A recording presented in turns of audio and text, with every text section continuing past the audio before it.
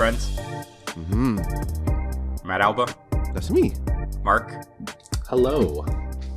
I'm your host for this week, Rakush, for a series episode of The Mistake Zone. We like to hop on here with our best friends, and we like to, joke around and stuff, but sometimes, these goofs go a little bit too far, and you guys might notice that there's someone absent from this recording today. Guys, I'm okay with, Commissioner of the Fantasy Critic League, Jaren, just reordering everything, even though in the draft it showed the order as whoever clicked the fastest. I'm fine with that, I'm also fine with him getting a higher draft pick because of that. But then this week, guys, in the last couple of weeks, Culinary Ass Wars has seen some tremendous success with Pokemon Pokopia. A pin in that game. We'll get to that in a bit. And then we were on the precipice of yet another breakout hit with the release of Crimson Desert. And guys, it was pretty optimistic. The previews looked fantastic. Everything sounded great for it. And then the first 30 minutes of the review embargo period being lifted, it had some very positive reviews. It was at an open critic score of 89. I stepped outside to go celebrate, and then next thing I know, within the hour, some forces that are not on this episode today have clearly been machinating behind the scenes to drop the Crimson Desert score down to a 79. A 79 from an 89. At least make the changes subtle. And so, guys, I had a lot of questions for Jaren this week. I'm sure you guys also have questions for Jaren this week about, how something so salacious can happen. But unfortunately, Jaren's not here. Jaren has decided that he is going to plead the fifth on answering these questions. And, guys, our friendship is strained right now. It's, Oh, yeah. I thought you were talking about Julian. Oh, no. I mean, no. it could be Julian's, the two of them. You never know. You never know. That's true. Listen, Julian's fantasy critic is in a situation right now where only person that can help him is God. And on that note, Jesus Simulator is coming out in the next couple of months, Julian, if you want to pick that one up. Ooh. I actually haven't checked out how the draft is going. I should take a look. I'll be honest with you guys. Okay, so welcome to the Mistake Zone. That was our opening gag. I love Jared. There's no actual serious bullshit going on here. It's going on, I think it's been an interesting year so far of sort of breakout hits, right? But I would not be paying attention to it as much if Pokopia were not necessarily getting the accolades that it's been getting, because that one actually kind of woke me up. It's like, hey, that's on my team. Okay, let me watch. Oh, I have a real chance to win now. Exactly. Now you have to come. Yeah. So now I'm I have to prove Robot Rakush from 2025 wrong, and come in first place. So yeah. But guys, we'll get to the games in a little bit. It's actually a pretty fun episode we got today with a little bit of One Piece live action talk and Pokopia talk. But I kind of want to start with what is a semi-regular segment of ours, which is one of us goes to the movies. A lot of times it's Jaren going to the movies, but quite often it's also Rakush going to the movies. And so I went to go watch this Bollywood movie. It's a sequel to basically the highest grossing box office in Bollywood history. That movie only came out 2.5 months ago, but it's one of those quick releases because they're gonna end up on Netflix. So the sequel came out on Thursday, I believe it was March 19th, and I kind of wanted to go watch it because I'm I'm not going to try to convince people these movies are good, because ultimately the subject matter is very jingoistic in a way that I just am not going to recommend it to anybody. So we will get into the actual quality of the film, but I did want to go watch the second movie because it is one of those things where, at least in Bollywood film terms, it seems to be a little bit of a pop culture moment in a way that I personally have not seen exist since like Avengers Endgame. And I know that like sitting in packed theaters for those Avengers movies, Mark, if I remember correctly, I watched the first Avengers with you in a theater. Probably. Actually, so it's funny because of my job, I saw that movie 12 times in the theaters. So I didn't go with a lot of people. I know. It's kind of sad, but I'm fairly certain it was through like a special screening or something of yours that like probably. I watched that. Yeah, and I mean, look, like I am a bit of a romantic for like when things were better, right? And I do definitely think that the movie-going experience pre-pandemic was really fun. It was really awesome. I would say Avengers Endgame was kind of like the peak of like sort of like that high, where just like sitting in the theater in like the midst of this packed audience, and as like even with like some of the annoying people sitting next to you that are just like chattering all throughout, like it was still an amazing experience. And the pandemic kind of took that away, right? So I kind of wanted to go experience it with this movie, because when I was looking up the seat allocation for this one and I'm not exaggerating, 4 different theaters near me, it was like 90 to 95% sold out.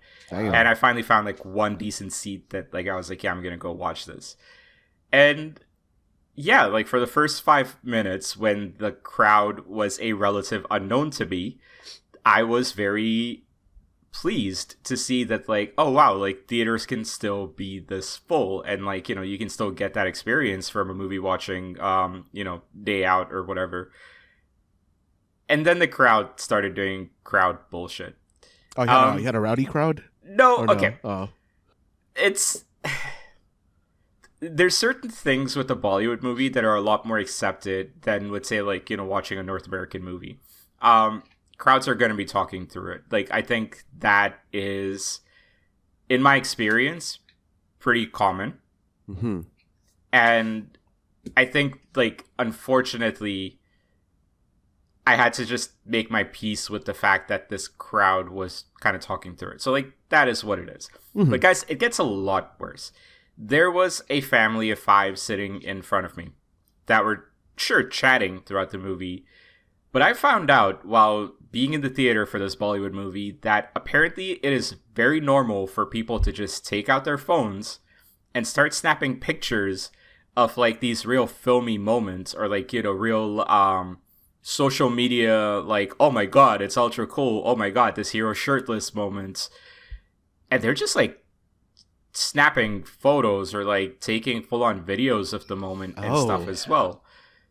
And apparently that's normal, because I did a 360 view of it, and like half the theater was doing that. And this is just for social media clout from what I can tell. It's not like people are there bootlegging the movie or anything, right? And so that's wild to me, and that's very distracting to me as well. But even that is not the worst of it. This movie's 4 hours long, guys. That's also not the worst of it. Sorry, you said 4 hours? 4 hours long. I'm not exaggerating. Wait, is this like I don't know if you're like leading up to the name of the movie, but I think I know which movie you're talking about. The name of the movie is Dhurandhar The Revenge. Yeah, okay. we did a release, a minor release of that movie locally. Like it did huge for us, so right? Like I assume that was the one. Yeah, it's made insane amounts of money. Like, yeah. I cannot deny just sort of how wildly popular the movie is. There's a more problematic conversation to be had about the contents of the movie that this is not the show for. So we're not going to do that.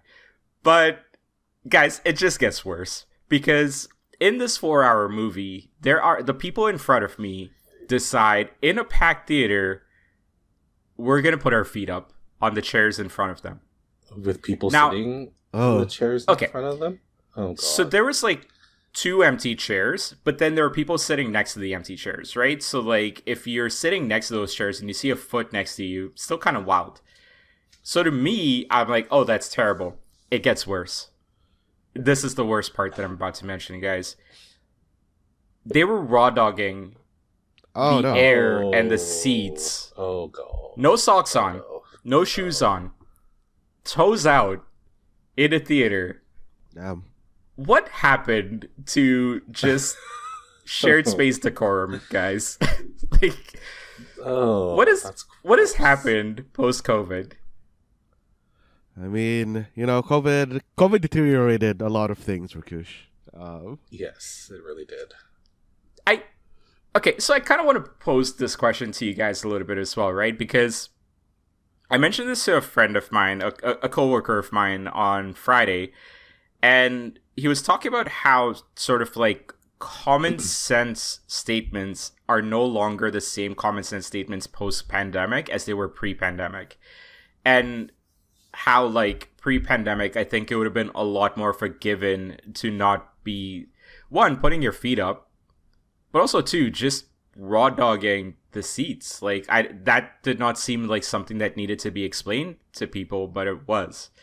So, does it feel to you guys like a movie-going experience has changed? And Mark, I'm going to kind of start by asking you this question as someone that is a little bit parallel to that experience. So, yeah. So, what you described is essentially what I've been seeing on social media, just like people filming scenes or taking pictures while in the theaters. And like, I never really, like, I don't know, it always bothered me because whenever I go to watch a movie in the theater, I don't talk to anyone. Like, if someone asks me a question, I'll ignore them. And like, I do feel bad for ignoring them, but it's just like, I want to enjoy this movie. I want to see everything. Don't be offended if, you're trying to talk to me. Like maybe I'll do like a fake chuckle or like nod to acknowledge you, but like other than that, like I don't want to hear it. So just to see people taking pictures for one like that, it really annoys me. But I guess in a sense, like I think like I guess I'm very lucky and privileged because I do get to watch these movies like earlier, at least like the movies that my job releases. I do get to watch like special screenings where like people are respectful at these theaters and they're not raw dogging the chairs in any way, like you say. So it really annoys me when people do that, and even when I see it on social media, I know people are doing it because they're excited and they want to get that clout. But for me, like it's just rage bait, and like I hate it. I can't stand it. Yeah, right? And the compromise I would make on the raw dogging or even putting your feet up is if it is an emptier theater, right? Like if it is half empty, there's like 4 chairs to the left and right of where you're putting your feet up. Okay, don't raw dog it, but okay, maybe it's like 35 degrees outside in the summer and you're wearing sandals. Like that's kind of half raw dogging it. I get it. But also, there's so many theaters in the city now that give you reclining chairs. Go watch the movie with the reclining chair. Like, you don't have to do any of this then, right? Yeah. Like, I mean, was that movie available in those, like in an auditorium with those reclining chairs? I guess I haven't looked that up, but like, I don't know. To me, it's just go watch a different movie. Typically, local language movies aren't, but I get it. But I mean, Fair. Although if you're in a theater and the movie's playing in 4 auditoriums, you'd think you'd put one of those in like a premium theater with reclining seats. But whatever, that's just me. Yeah, I don't think this was playing in 4 auditoriums, at least on the first day. It might have been increased screenings after that, but I see. As of right now, I think it was just 1 or 2 auditoriums max, but yeah. Anyways, that's my really frustrating movie-going experience. So, between Crimson Desert being sabotaged and movie-going being horrible. Wait, sorry, hang on. Rakush. Yeah. Before we move away. Yeah. I guess I have one question about the pictures. Yeah. Was this flash on or flash off? I feel like that's really important to me to know. It's a great question. I had that exact same thought as they were doing it as well, because I saw the cameras come out, and I'm like, so help me God if I see a flash go off. And no, thankfully, no flash. Oh, okay. They at least have that level of sense. I mean... But it does suck when someone's in front of you and they take out their phone and their screen's just super bright. Like, I have seen that in theaters, and I I have told people to put their phone down, or throw popcorn at them. But yeah, like it. Yeah, if they were to have flashed their camera, man, I don't know. No, it would have been a fight. It would have been a fight in there if that happened. Man. It was just a really fascinating experience in a way that I haven't necessarily kind of sat through such a sort of situation before. And I do, like, for what it's worth, like, I did genuinely feel like I am the outlier in all of this because no one was batting an eyelid at this. So, like, and also it wasn't impacting my chair, right? But, like, I was just really caught off guard by all of that. So, really bizarre experience. Yeah, Matt, I didn't ask you about, like, your sort of, like, you know, opinions on, like, pre-pandemic, post-pandemic, like, just general expectations of, like, you know, how we act in shared spaces. I mean, I think it's just, I think it definitely has gotten worse. Okay, hang on, Rakush, I'm maybe being kind of ageist here, but, like, what were the people taking pictures a certain age? Or our generation or younger than us? Okay. Because I was expecting that if it was people who are from a younger generation than us, maybe like, I don't know, like a decade-ish younger than us, that they would be like just really obnoxious about it because they wouldn't have had the social, I guess, like interaction in theaters pre-pandemic, because they would have been like, you know, like in their teens then, right? Sure. So they wouldn't have had the normal, non-rowdy kind of situation. So they just don't know that that's not a thing. But I don't know. That's true. I mean, I feel like this is one of those situations where, you know how, like, we hear the saying in demographics, male age 18 to 34. I've always found that to be an extremely broad age range. Mm-hmm. I just kind of feel like this is another of those situations where it's a broad age range. Like, it just spans generations. And I just, like, for what it's worth, I think there might just be a cultural difference there, right? Like, I am as, for lack of a better description, I'm as whitewashed as a brown person can get at this point. Like, I don't know how Indian social media is. I don't know what's popular on Indian social media. I don't get those feeds. Like, my algorithm doesn't really direct me into that space. So I'm not able to speak to sort of, like, you know, how important it is to get the right shot from your camera for Instagram clout or whatever like that. I just can speak from my perspective on this, and my perspective is I absolutely felt like an outsider in that experience in a way that I was really confused by, because I really thought that it was a universal truth that you don't record shit, you don't put your feet up. Raw Dog defeats, as a, you know, caveat to that as well. Well, not even a caveat, as an addition to that. So yeah, like, I don't know, it was a very bizarre experience there. It just seems so disgusting. Like, man, yeah, wouldn't anyone complain about the smell? Like, if it did smell, like, I don't know. Right.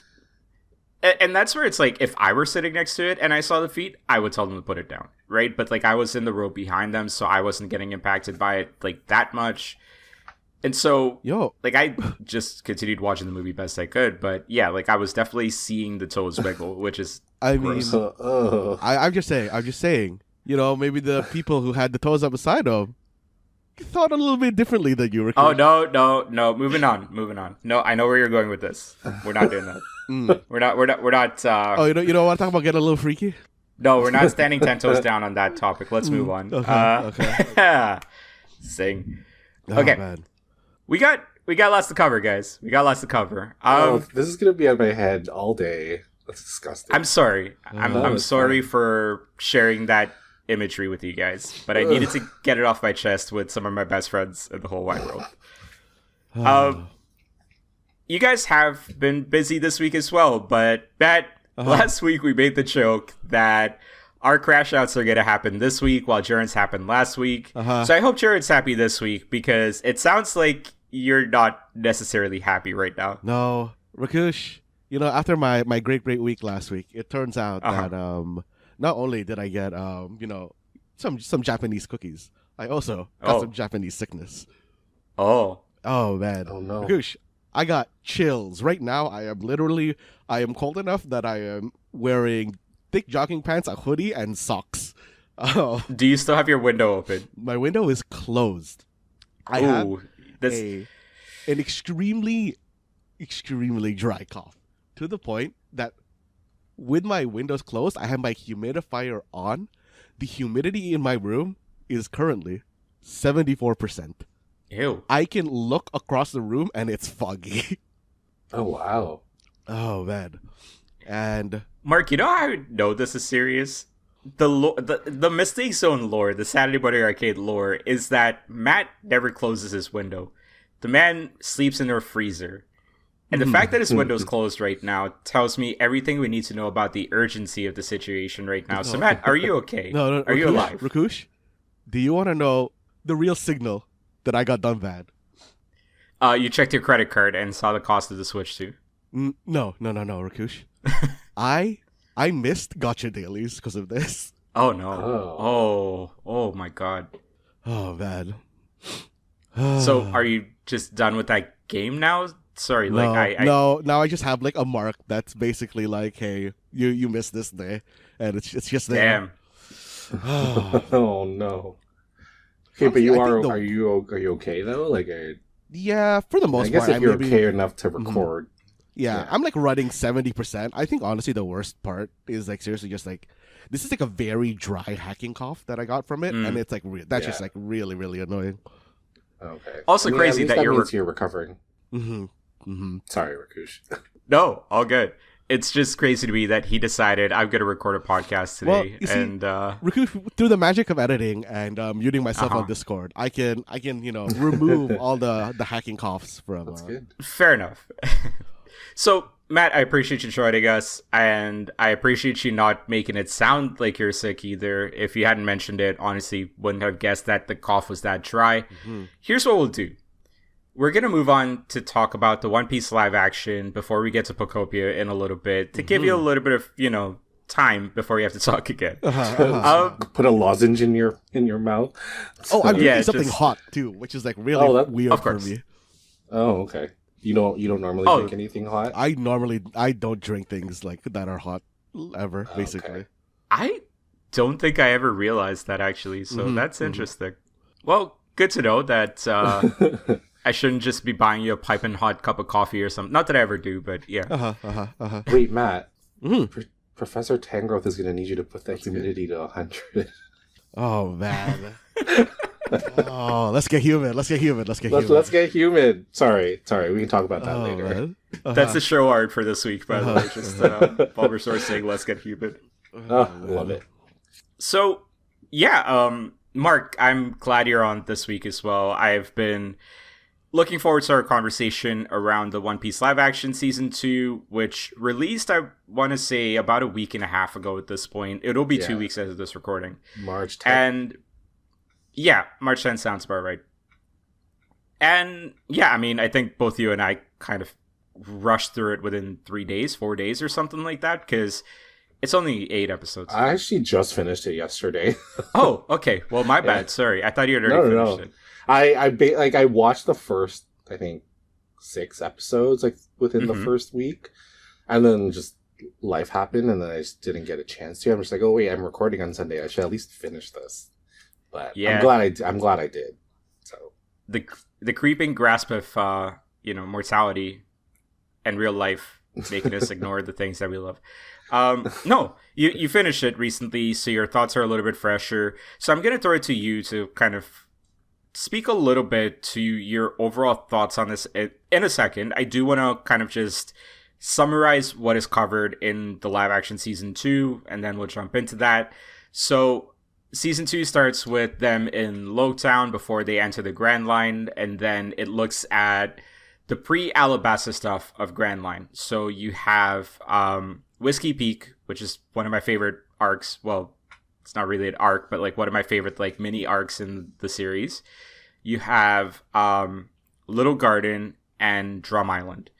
And so that builds out the entirety of season 2 as far as just like the general layout is concerned. Of course, with the live action, for anybody that's watched season 1, you know that they have moved a couple of characters up in the story, changed a couple of things here and there, or like revealed a couple of things at an earlier stage for narrative purposes that I found really fascinating. But yeah, Mark, what are your thoughts on season 2 overall? Overall, I thought it was a pretty great season. I don't know if I liked it more than season 1. But even, like, I don't know, comparing the two is just, I shouldn't be doing it because, like, both are really good. And if I were to rank them, like, they'd be so close together in terms of how good I thought they both were. But yeah, no, I thought it was great. And, like, it's been a while since I've read the manga or watched the anime. So to hear and see a lot of characters, especially within the first 3 episodes, it was really weird to me because I was just like, wait, did they mention this person, like, this early, or did we see what this person looked like this early, stuff like that. Right. But I thought it was pretty cool because the one thing that this show that I thought did really well was world building, which I find like a lot of shows don't do. Like world building through conversation, which I love when that happens. So just, you know, to hear those little bits and pieces, to see and hear about the characters that I love, and we probably might not necessarily be able to see this live action was really great. And just to see, I don't know, sorry, are we allowed to talk about spoilers here, or like? I'm fine. Yeah, I'm fine with going into it. Like, okay, I think it's because like it's spoilers for a live action version of a series where the story arcs were covered like 20 plus years ago. So yeah, okay. I'm okay with it. I wanted to be sure. I don't want to spoil it for Matt or anyone, like if they care to watch it. But so the one big name drop that I thought was really weird, but I haven't gone back to see if they were mentioned, but it was Blackbeard. Like when I don't know who mentioned it. I think it was Dalton. Was it Dalton? Oh yeah, it was Dalton. Yeah. When he mentioned it, I was just like, wait a minute, was Blackbeard here, or was he even mentioned during Drum Kingdom, like all these years ago? I don't know if you can validate that. I can, provided side of this. Do you want to know? Yeah, sure. Yes, yeah. He was mentioned that early. So for what it's worth, I was also kind of caught off guard by that, but then like thanks to kind of like, I feel like every single theory in One Piece now has at least one Reddit thread. So yeah, like just looking that up and being like, why was Blackbeard on Drum Island? And yeah, like he was absolutely mentioned, but it was mentioned in passing. Yeah, like it was a one-off. Okay, that makes sense. Yeah, but it's just like they mentioned him twice. Like even Miss All Sunday, it was just like, oh, Blackbeard's gone. I'm like, oh, okay. Well, like, are we actually gonna see him? Like, so yeah, that one was a bit of an original conversation, right? Yeah, like, because I don't think she give Wobble the fruit. She wasn't on Drum Island, from what I remember. Yeah, I don't think she. I think she was. Yeah. Okay. I think that I wanted to be sure.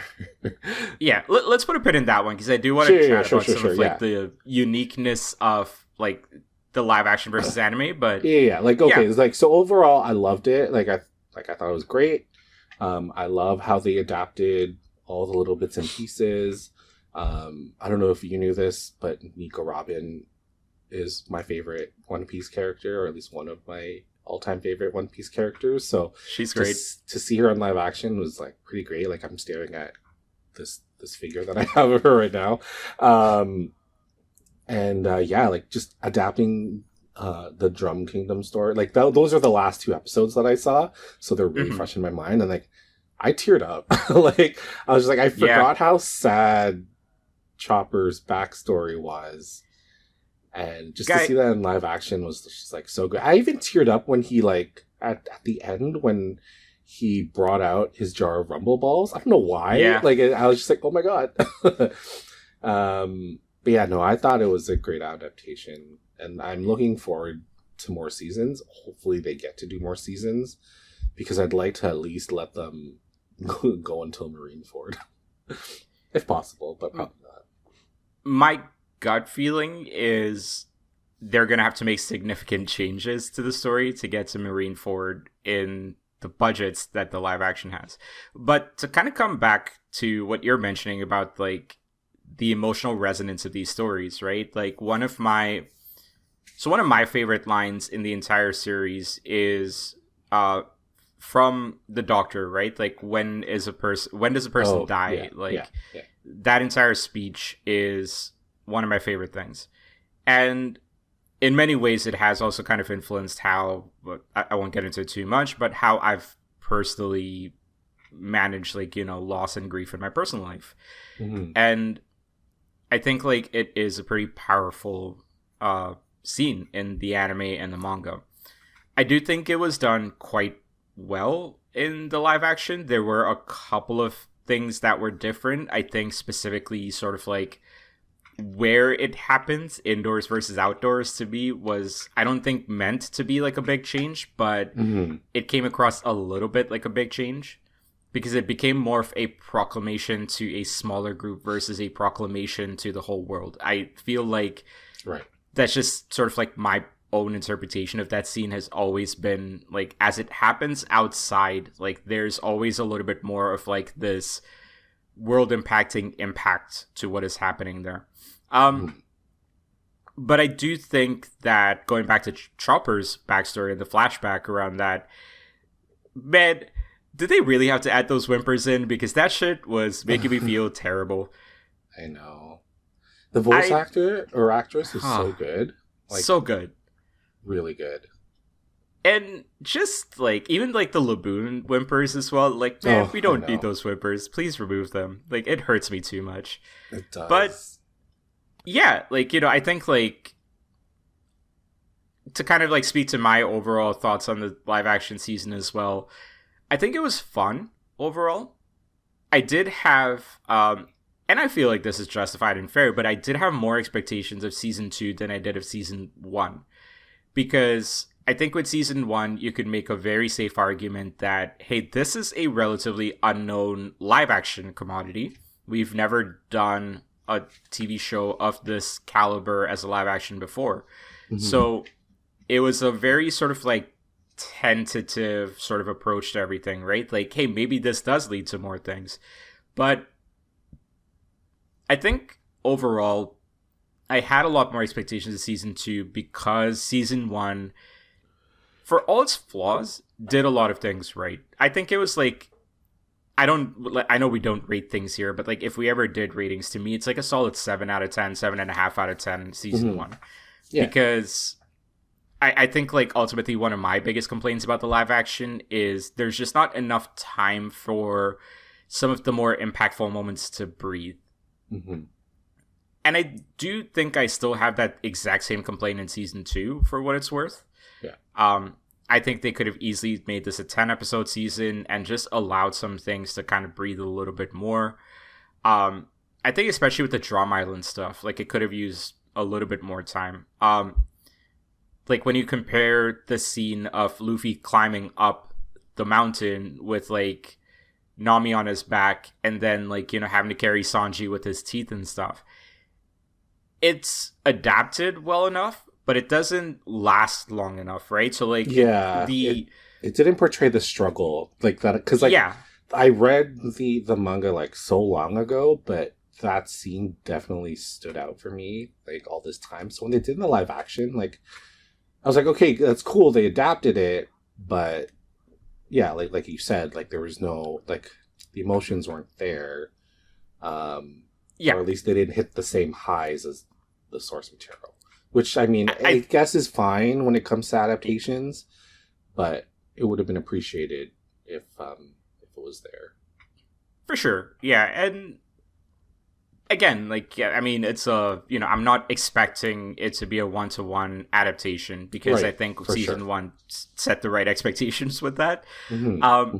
But I just wanted it to be like, you know, even if it's a couple of more minutes of that, right? Or like you have a scene of him climbing or starting the climb, then a middle scene in between, like, you know, bookmarked by like other stuff happening on the island, of him still struggling, and then like you could cut back to something else and then go back to it on a third time. Like even just sort of letting these moments breathe a little bit, I think would have been really helpful. And as I'm saying that, I think I stumbled upon my main criticism of season 2, which, again, if I'm just kind of speaking overall, very fun, a lot of things done well. I just kind of feel like everything feels a little bit too intimate, or it's like a little bit too suffocated. Like, this world is not allowed to bloom or blossom in a way that, like, you know, in the manga or the anime, the world building is tied so much to it sort of blooming in this way that, like, you know, every place they go to ends up being this like really memorable like, you know, island that they end up on, right? Like, I think they did really well with Little Garden in the live action, minus the questionable CG, because I think like they struggled to get this you know, just scale right between the giants and, like, you know, the regular actors. I think the sound effects were a little bit off on them as well, but like I think they did the best they could, but it could have used a little bit more time in the oven, let's say. Yeah. Sorry. I think, like, before you get too far What's into up? the CG, how do you guys feel about the Chopper CG? Because that was really the thing that I decided Yeah. to look at for like this season, because I really wanted to see how they were going to get integrated in or alongside everybody. So we'll go into mild spoilers with this. The base Chopper animation is adorable and it's perfect, I found. The reindeer model, I can't remember if that's horn points or not, Mark, but like the reindeer version of Chopper, I think, was also mostly okay. Yeah, that's fine. If anything, I thought he could be a little bigger, but I mean, it's whatever. I think like Oh, there's something about the Yeah. reindeer one. I think it's like a solid model. Just Yeah. something. I might need to rewatch it to kind of figure that out.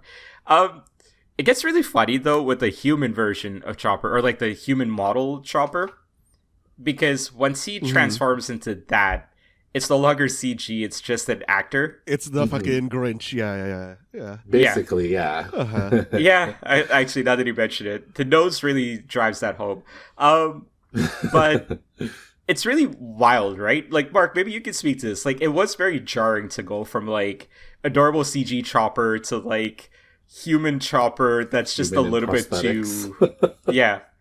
Oh. Yeah, I don't know. I think that's another thing that was interesting to me. But I kind of appreciated it. The one thing that I thought was really weird was that throughout the whole season, it kind of went through like my childhood of special effects.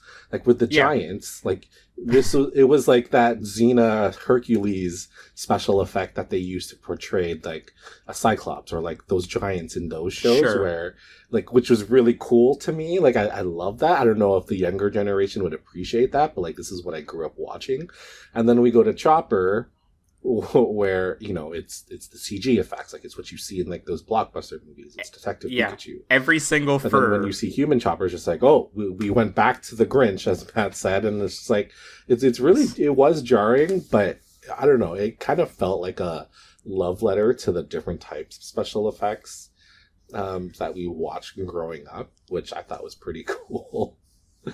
I don't know if I'm asking for too much by asking for just a little bit of meta commentary of like just the rest of the Straw Hats being like, I don't know, even just a throwaway line of like, well, that's not as cute, you know, like something like that. Yeah. I think would have just like really driven home the absurdity of it. I think that would have really helped.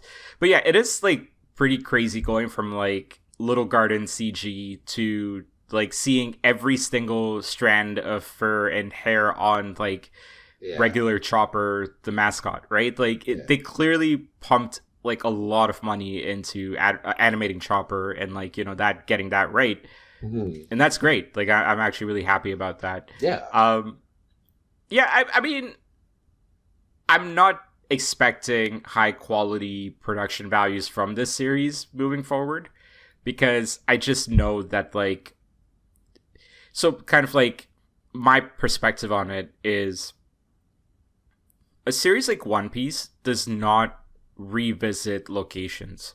And so, as a production, you have to determine how much money you're going to pump into a set or a location or Right. CG that you're not going to be using again.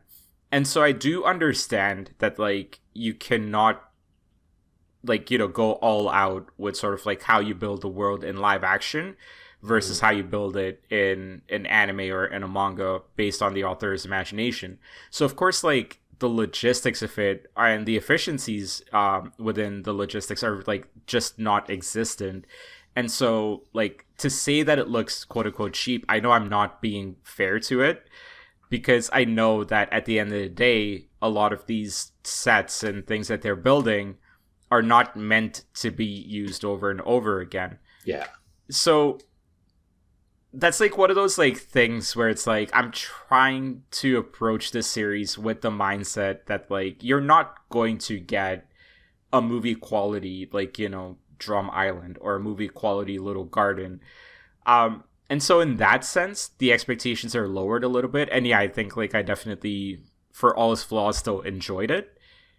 But yeah, I mean, it's fair to say, right, Mark, that like it's not the best quality, but like it's still fun. The animation. No, I completely agree with you there. Like it's a lot of fun, especially if you are fans of the manga or the anime. And yeah, like you can't expect an HBO quality production with this. Which, like you said, like it's to your point, like it's crazy that they have like these are basically one and done sets that they've built for the show. Like that's something you see in like those old Hollywood movies where they only focus on one set to make this grand production and then they destroy it. But this is a TV show, so like I don't know. In 2026. In 2026, it's really weird. Companies are trying to save money every single place they can. Exactly, and like you see other shows on Netflix, like Wednesday. Well, actually, I haven't watched Wednesday or Stranger Things, so correct me if I'm wrong. But like, I feel like they use the same sets from season to season.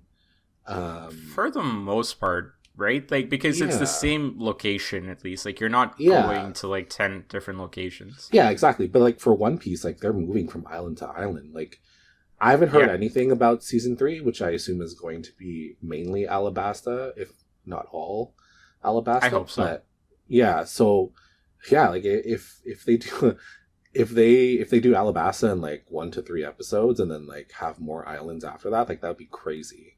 And I really hope that they do have a game plan of where they're going to end, because personally I don't see this going on forever. Like Netflix normally has like that season 3 curse. So I'm very curious to see how they're going to approach things going forward. Yeah, so we can chat about that now. There were a couple of things also I wanted to chat about with Whiskey Peak and specifically with just Sanji throughout season 2 as well, but we'll get to that in a moment. Yeah. Jaren mentioned in passing last week that like your thoughts are this is going around 4 to 5 seasons at most, right? Like it's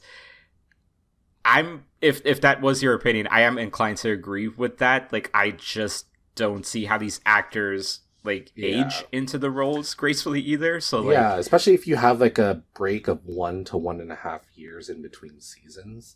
It'll be tough to go past 4 or 5, I think. Yeah, like I know the ages aren't exactly specified in the live actions, but they are supposed to be teenagers in teens. The manga, right? Yeah, exactly. So, I mean, or most of them are. I know that like Robin as a character older, is supposed to be like 28. Yeah. But yeah, there's definitely like a shelf life to this series. Like there is there's an expiration date, I think is a better saying for that. In that, like, I just don't think these actors are going to be able to continue past, like, you know, I would say if we're being ambitious and stretching it, 6 seasons. No pun intended, right? Sorry. Oh, 6. What?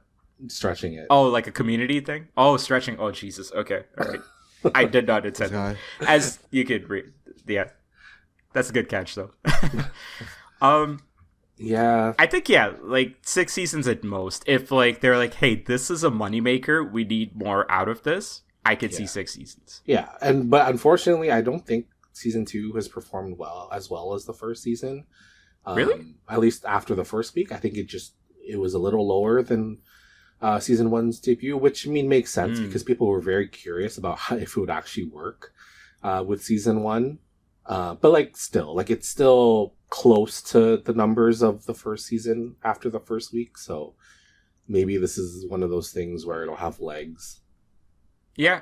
So I think this is a perfect time for me to pose this question to you as well. Julian asked this last week, but what is the main purpose of the live action? And for your context, my answer last week basically was I understood that with season 1, it was very much to get new fans to look at One Piece, which Yeah. I know sounds crazy when there's 600 million volumes of manga sold, but like it makes sense because it's such a daunting piece of content to get into, right? Like I think Matt, if I remember correctly, you gave it a shot, got through like 300 something episodes. Yeah, I got to like whenever what's his name, Frankie joins the crew, and then I kind of Okay. fell off the manga. That's around 300 episodes. That is maybe a quarter of the series as of right now, maybe 20% of the series. Yeah, And that's probably, yeah. pretty ridiculous. Yeah. Uh-huh. So I understand that the live action exists to get like newer fans in at like, you know, with a lesser commitment, right? Like one of my best friends has gotten into One Piece because of the live action. But what is the purpose of it season 2 onwards? And I kind of want to get your thoughts on that too. So, because I'm not quite certain, and this ties a little bit into sort of like, what is it going to be? Like, what is its goal with like, you know, in a meta sense, right? Like not in a narrative sense, but like, what is it? What is the meta goal for it in the next couple of years? Well, like you said, like I do agree that season 1 was basically for newcomers to get into the series.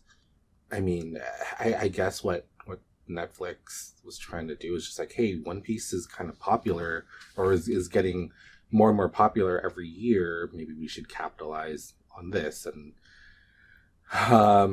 when it comes to like season 2 onwards, I think they're still trying to get that newcomer audience, but still trying to build a live action franchise, because ultimately it's all about money, right? So I think that's what they're trying. Like I've seen a lot of merch in stores, which I typically don't see for like any of the smaller shows. Like I'll see stuff for Squid Game and Stranger Things, but with One Piece, like there's a huge marketability aspect to it where, you know, you can sell so many Chopper dolls if marketed correctly, right? So I think it kind of reflects what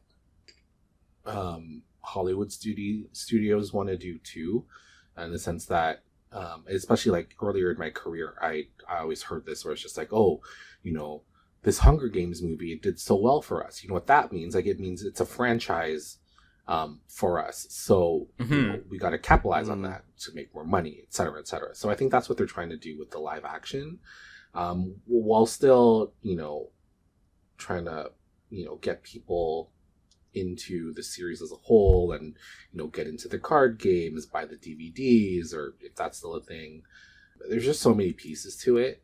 And I think it's just, you know, getting people to buy into that One Piece pie that's just constantly growing. You got me kind of thinking about. I've had this thought in passing about what is essentially the One Piece industrial complex right now. Like this entire franchise is just.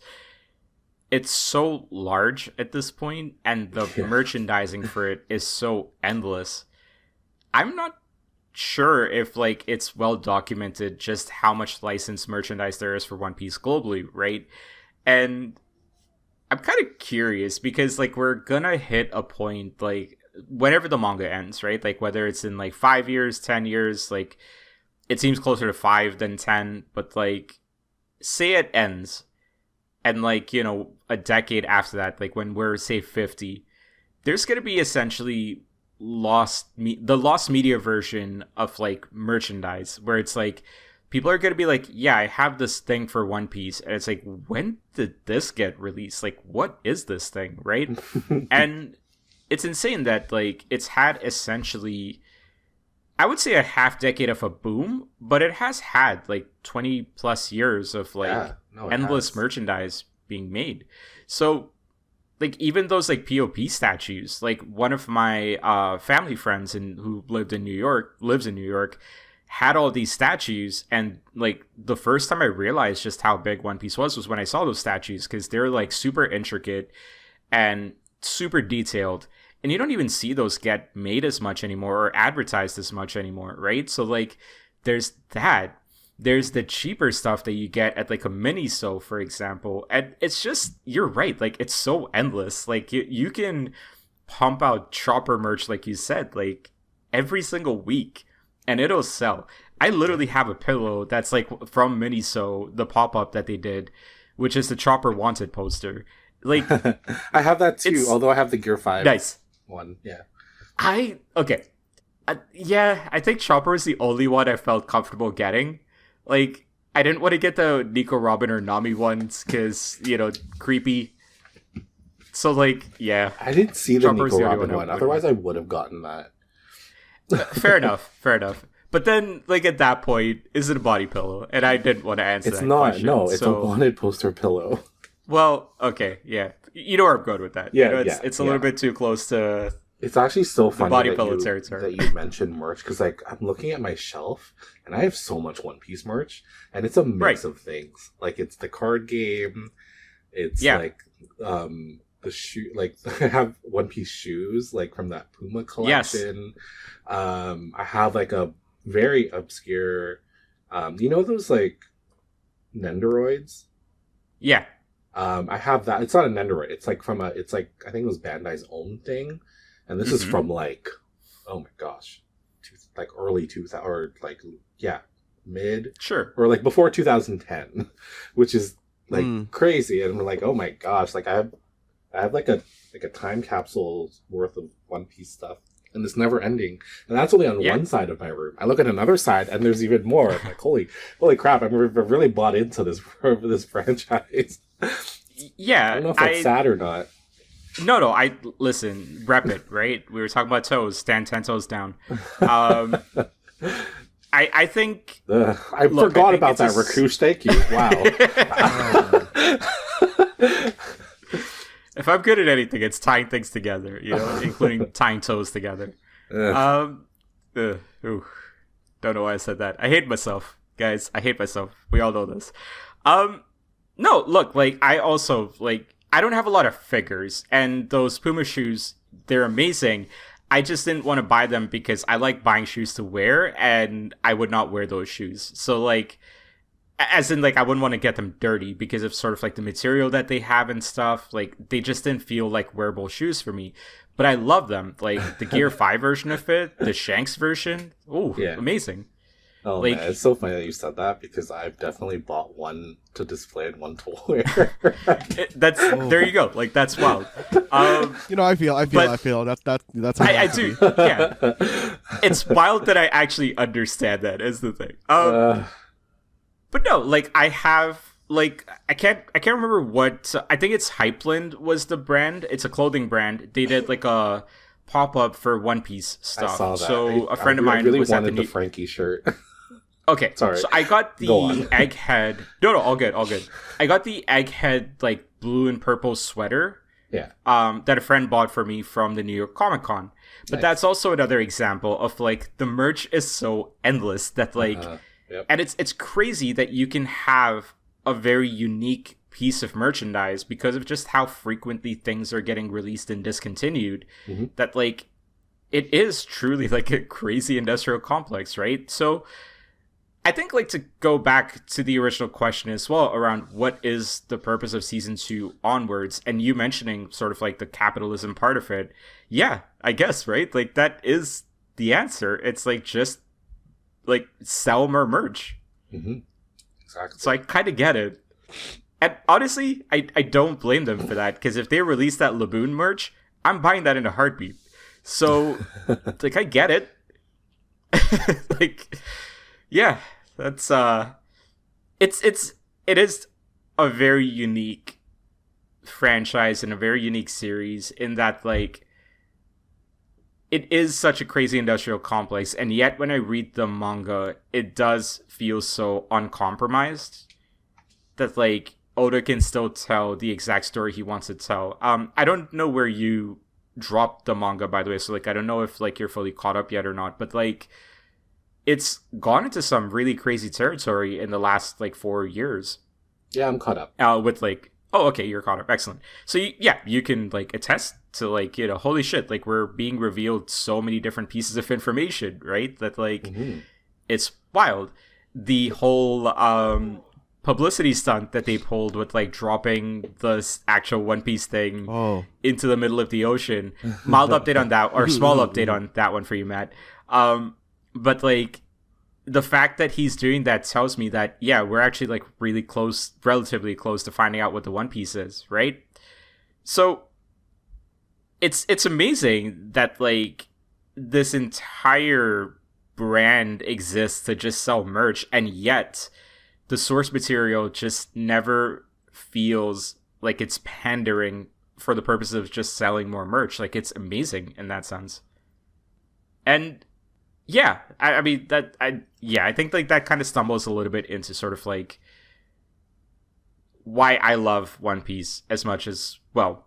So a couple of things more to talk about the live action, but Matt, quick update for you on the dropping things into the ocean front. So it does seem like it was done in collaboration with a governmental organization. So like the plan was actually they're going to be recovering it very soon because it was dropped in seas that you cannot dive into without permits or something. I didn't read up too much on it, but I think that's how they're controlling sort of like the insanity that would be surrounding it otherwise. So publicity stunt. Not as ambitious as the video initially made it seem, which thank God.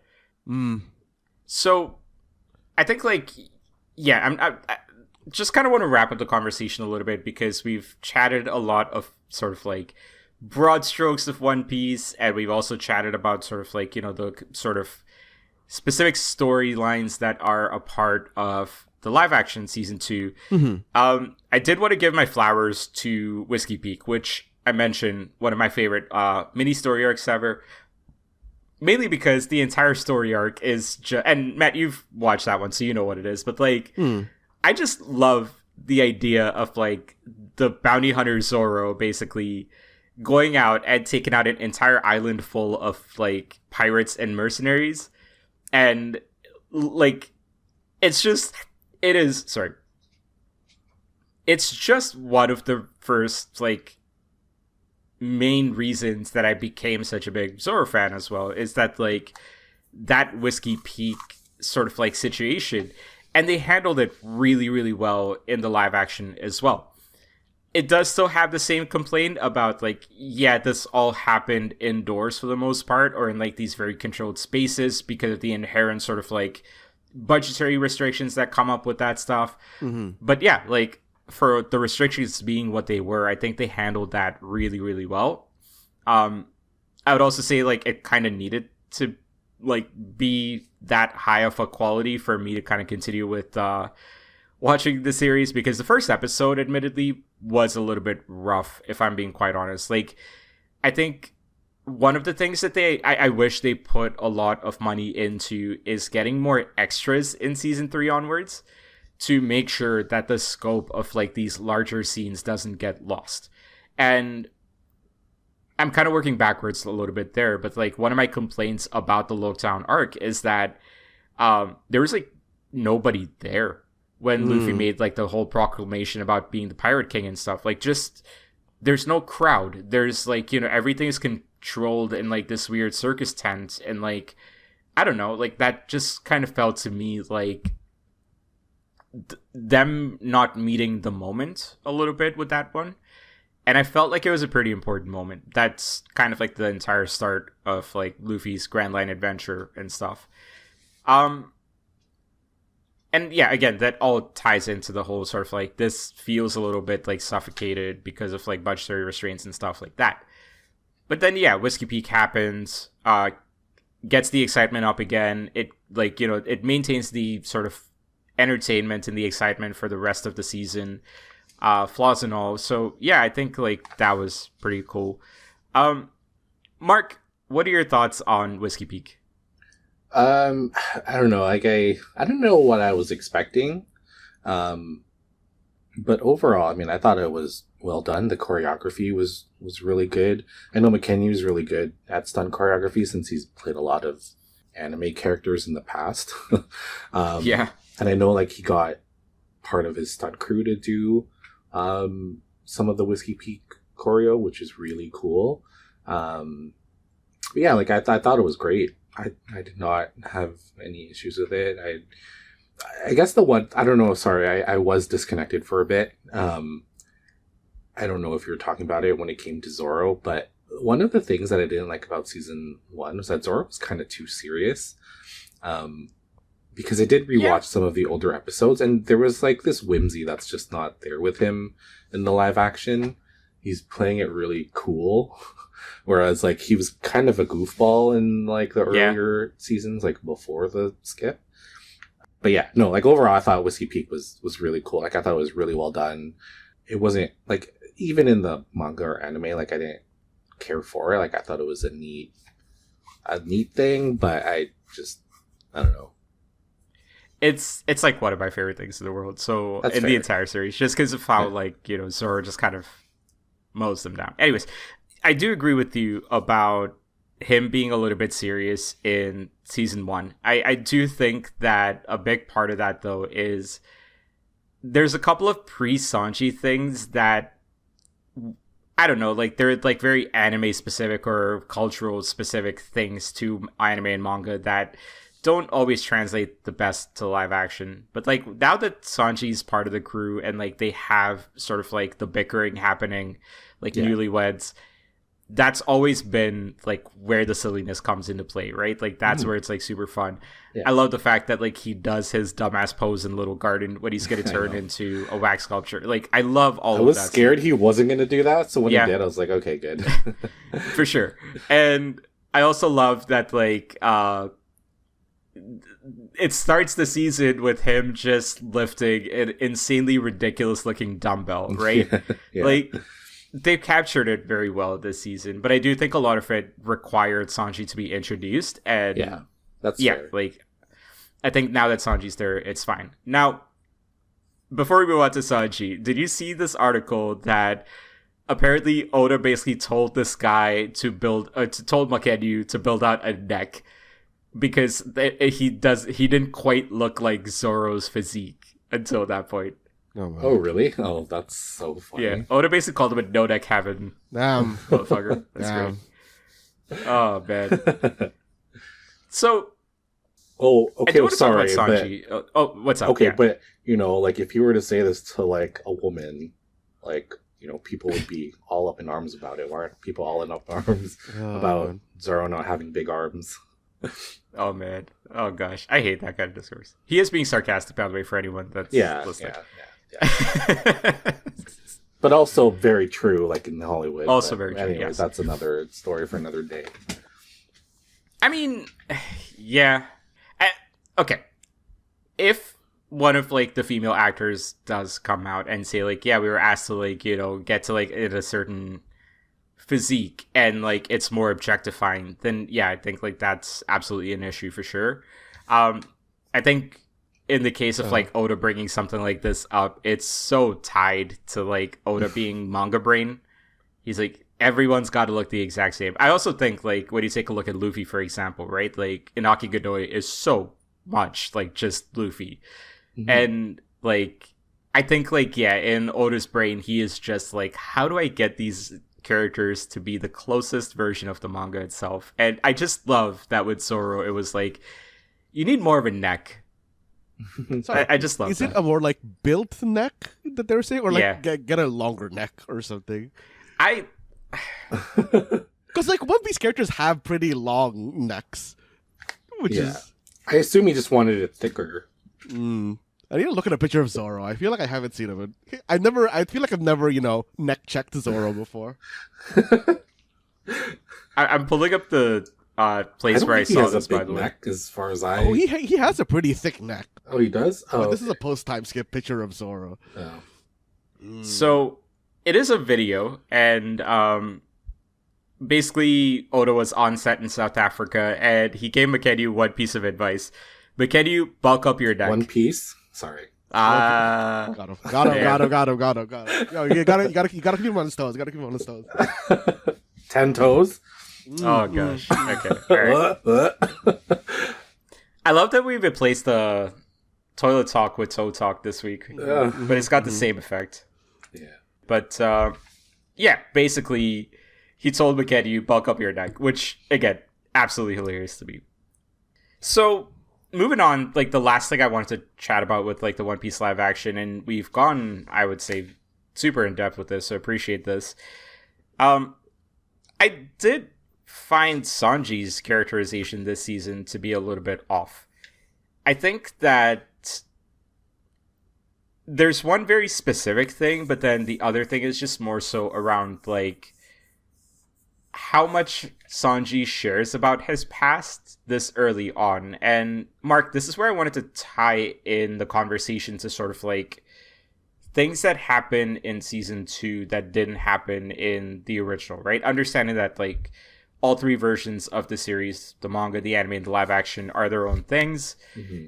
I did find it a little bit interesting just how much Sanji was talking about his family. Yeah. In like one of the later episodes. Yep.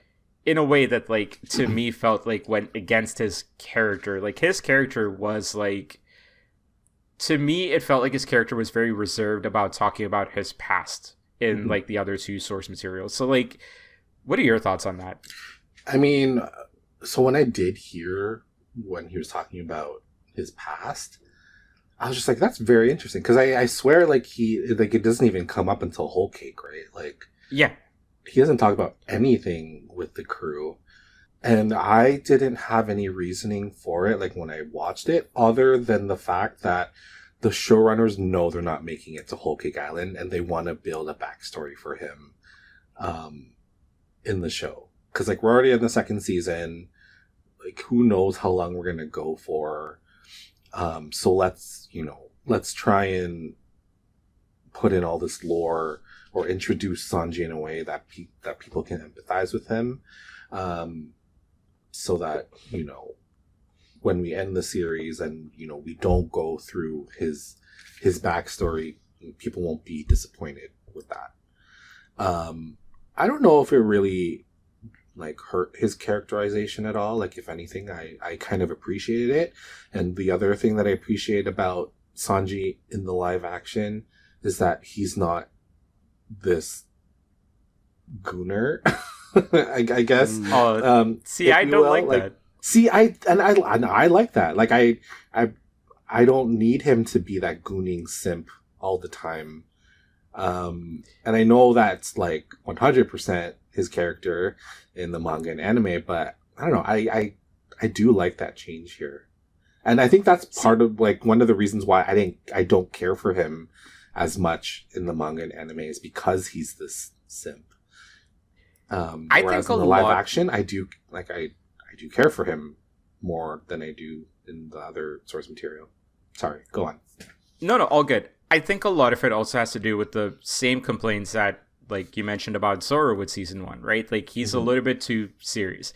Yeah. I think what happens with Sanji is when you get rid of the ridiculousness and you get rid of, like, the suits, which is another sort of, like, plot point here. He doesn't wear as many suits this season, and the fans are not happy about that. Oh, really? Yeah, because he just looks like a regular Chad at this point, like, minus the suit. So that's kind of, like, the big criticism. And I think it's a fair one. But, like, he doesn't wear his suits. He's, like, I don't know. Like, it just feels like he is not the same Sanji as the series, even past, like, the Gooner stuff, right? Because to me, the Gooner stuff was always a gag. And I know they play it up as more of, like, a plot point once a time skip happens, but there is always sort of like an element of Sanji that he is a bumbling and failing womanizer. And I think like there's something very funny about a character like that constantly getting like shut down. Mm-hmm. You know, and so like I think that's where like it is comedy. It's meant to be like, you know, for comedic purposes. And like I kind of would have appreciated that to be there a little bit more. Like one of my favorite moments of him this season is when Robin is on the ship and he does his dumbass like thing where he's like, "Are you coming with us?" And then Nami's like, "She's the enemy." Yeah. That was great. I want more of that. Yeah. Because I want to see like the bumbling, you know, Sanji, right? Because he doesn't need to be this like, you know, Rico Suave looking like jack of all trades. Yeah, sure. He does need that. Like he does need to be humbled in some sense. Exactly. You know, so like give him a little bit of that because otherwise like you're going to get into the same issue as you did with Zoro in season 1 pre-Sanji that like you're just a normal person. And none of the One Piece, like none of the Straw Hat pirates are normal people in that sense, right? Like there's always something very quirky about them. Like even with Nami, she's a little bit like, you know, the cat burglar Nami is her name, right? So like the whole thing about like constantly wanting to like loot the gold, that's a great little quirk. It didn't really come up this season much because there wasn't a lot to loot, but like would certainly love to see a lot more of that. You know, it's like every character has that quirk. I would love to see like, you know, them also transfer over some of the jokes that are about to come up, right? Like when Luffy gets hungry and he looks at Chopper like rations. Like I want to see all of these bumbling things, right? Like and I think like that's the thing. It's like the shoulders are just trying to make Sanji a little bit too quote unquote realistic in that like, oh, like, you know, he can't be so much of a womanizer and stuff. That's the joke. He's terrible at being a womanizer. And he always gets his comeuppance on that side of things. Yeah. To me, that's always been the thing. It's not like he's succeeding at that shit. He's just really fucking bad at it. So like I want to see more of that stuff. You know, like I do feel like between that, the no suits, even like the way he smoked the cigarette at Little Garden felt a little bit too much like a stress smoke and not like a I'm a real cool smoker kind of thing that he was in the anime. Which weirdly enough made me realize 4Kids might have been right to change that to a lollipop. Plot twist, I guess. But yeah, like I feel like they took too many liberties with Sanji's character for season 2. And I think, yeah, like, you know, he was definitely the weakest point of the Straw Hats for me in this season. And yeah, I don't know. Which is very interesting because, like, I thought he was a lot stronger this season than some of the other characters. I don't know. Like, I think when it comes down to it, it's only 8 episodes. They don't have a lot of time and probably budget to really flesh these characters out. So they, like you said, they did have to take some liberties with that. It is unfortunate that, you know, the fans aren't getting what they want when it comes to Sanji's character or Sanji as a whole. But I don't know, like you really have to play that balancing game when it comes to producing these things. And I know everyone's not going to be happy, but I don't know. I guess it is what it is. Like it's hard to, like, I do get it. Like, I do see where you're coming from with, like, this being a balancing act. I guess I don't necessarily see this as an issue that has to do with, like, the runtime of the series and more to do with, like, the pre-planning decisions that are made about the character from wardrobe selection to script writing, like, things like that.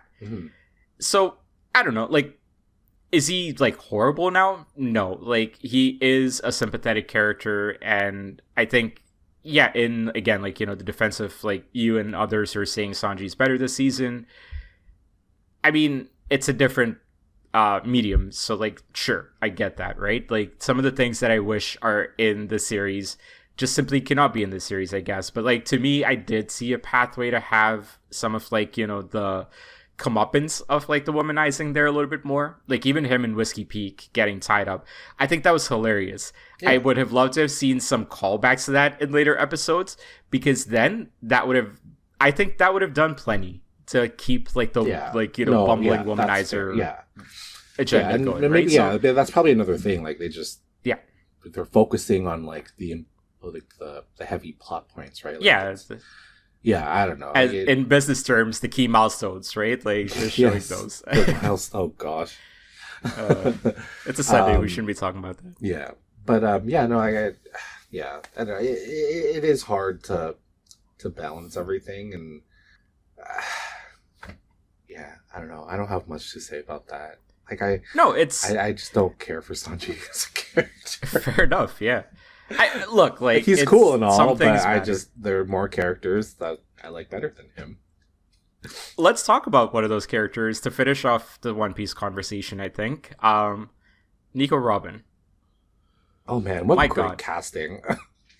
Absolutely stunning. Like we talked about it at the start of like this recording as well, but like genuinely, when they introduced her, the amount of times that I was in genuine awe at like. This is Nico Robin. Like, yeah, there's no doubt about this. 100%. Like, you could, even with like Inaki Godoy, McKenyu, Taz Skylar, like Emily Rudd, like you could tell there was like, oh yeah, like they're very close to being their characters, but like Usopp and Nico Robin are like exactly what they need to be. Like Usopp in season 1 gave me that same like vibes, and like, you know, as time passed, I'm like, yeah, they cast like this guy's living as Usopp, and I feel like in Nico Robin, like Lyra Bover's case as well, like she is Nico Robin. Like this is a home run casting decision. Mm-hmm. Yeah, no, the casting in general has been pretty great. Like what you said with Usopp, like Jacob Gibson. Yeah, he like. Again, like Usopp is one of those characters. Just like I loved him in the manga and anime, so I was really worried how they portray him in the live action, but honestly, Jacob does such a good job, and I do like his characterization in the live action.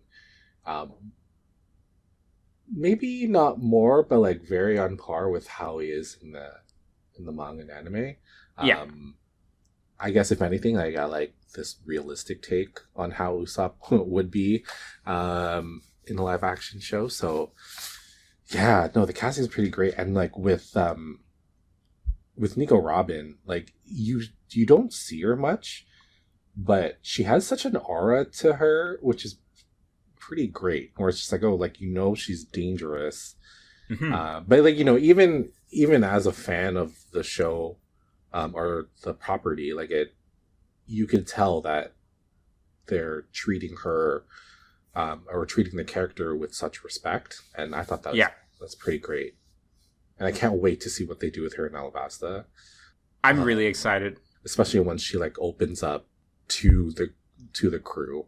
And for anyone watching who doesn't know the property, I'm sorry for spoiling, but no, I can't wait. Listen, I think everybody knows that who Nico Robin has to be. Like, I don't know, man. Like, I don't know, man. Like there are a lot of people just getting into One Piece because of the live action. So I get it, but also I know a quick Google search can just like spoil things, but exactly. And again, like, you know, it's one of those things where it's like, if this were like, say, the first time the manga was being adapted into any sort of visual medium outside of that, yeah, I'd be more careful with spoilers. But the series has been around for like 25 years. It's been 25 Nico years. Robin has been part of the crew for like another 15, 20 years. Yeah, something like that. Yeah, or I don't know. Yeah. Ooh, yeah.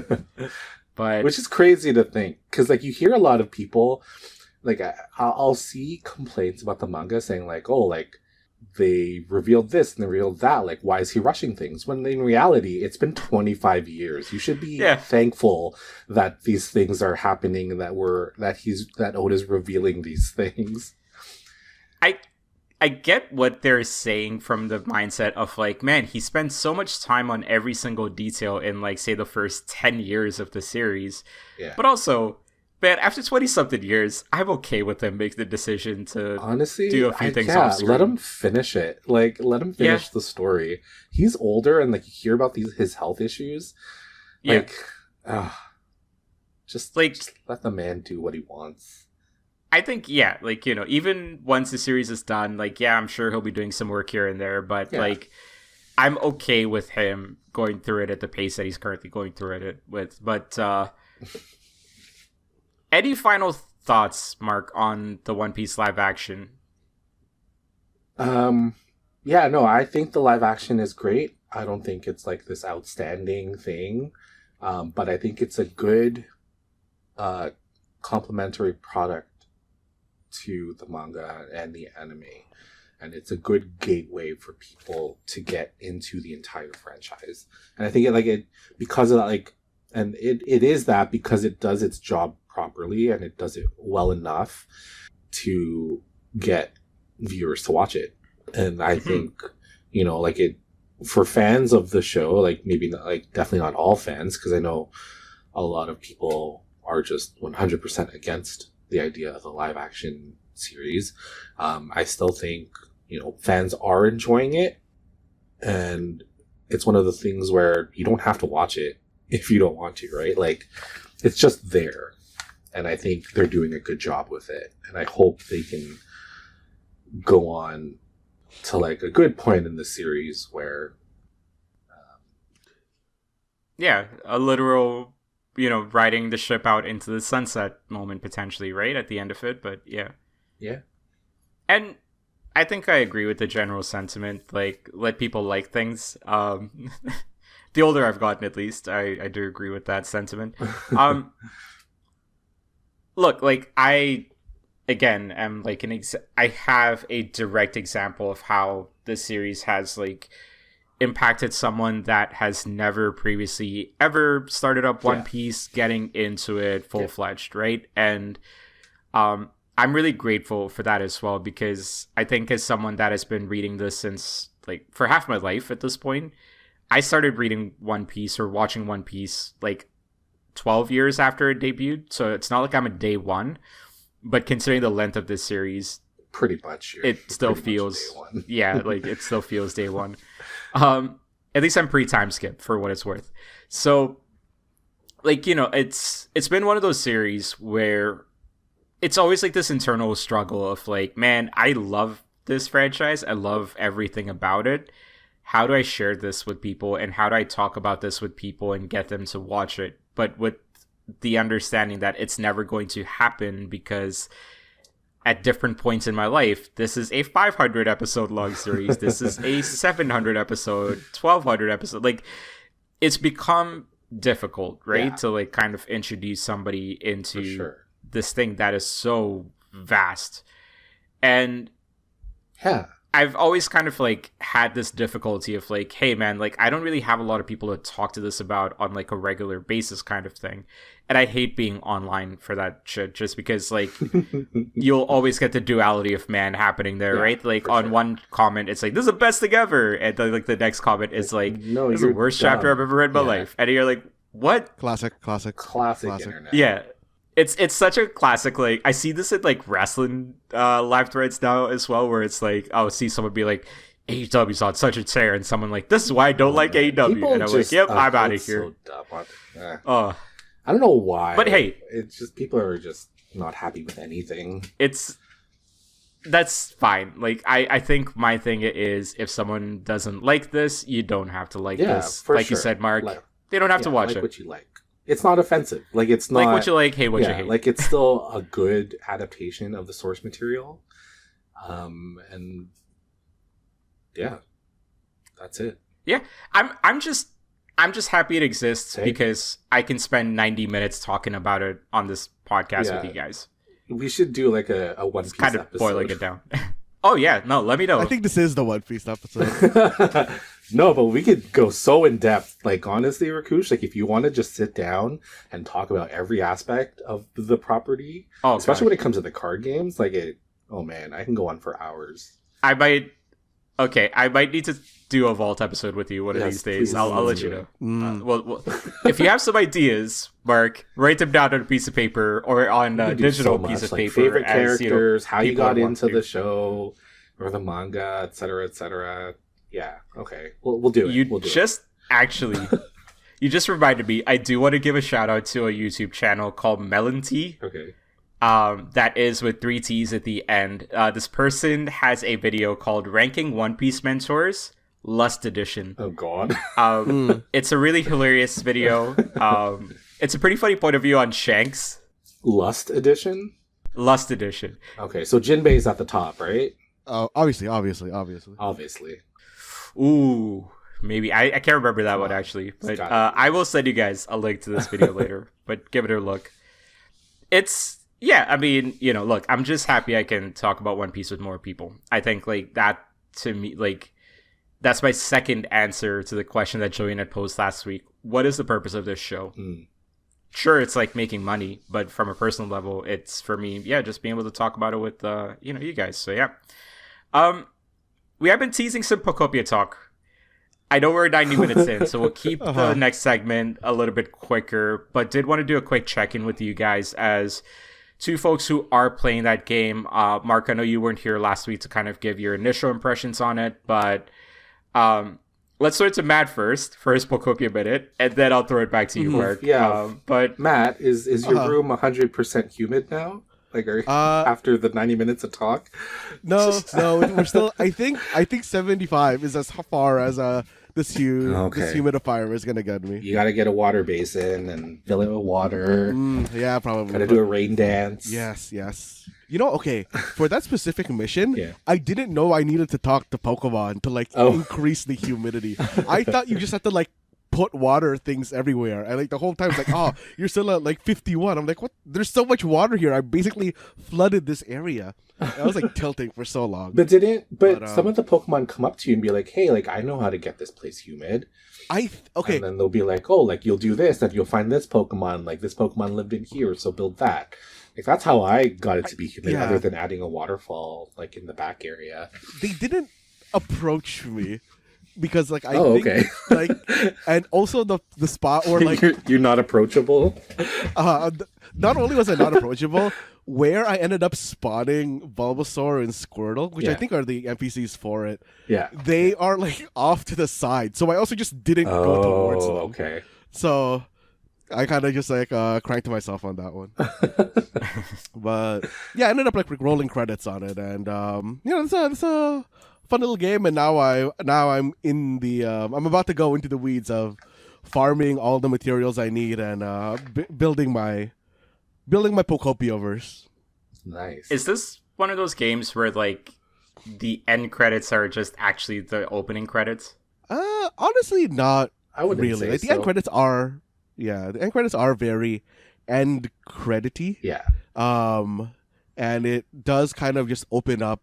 Basically, just by the end of the game, once you roll credits, there's one more thing that you do, and you really just open up your building abilities.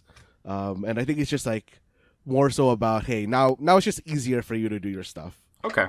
Mark, how far into it did you get? Are you? I actually rolled the credits too. Okay. And I know which one you're talking. I know which feature you're talking about, and I thought that was amazing. I was like, oh my god, this is going to increase the replayability of it, because normally when I roll credits on a game, I typically won't go back to it because of such a huge backlog and whatever, and normally I play games to experience the story, which this game did have. But once once I unlocked that ability or feature, I was like, oh crap. Okay, this game is this game has just opened up in such a way that I didn't think would happen. And I was so happy when that happened. Especially for I can't remember the names of the areas. The Skylands area and the beach area. Yep. Once that ability comes, it's I was just gonna abandon those parts because they seem like a pain in the ass to rebuild. But oh man, this is great. Is it a heavy spoiler to ask what this mechanic is? Well, I mean, I guess okay. I guess skip forward 30 seconds if you don't want to know what this ability is. Sure.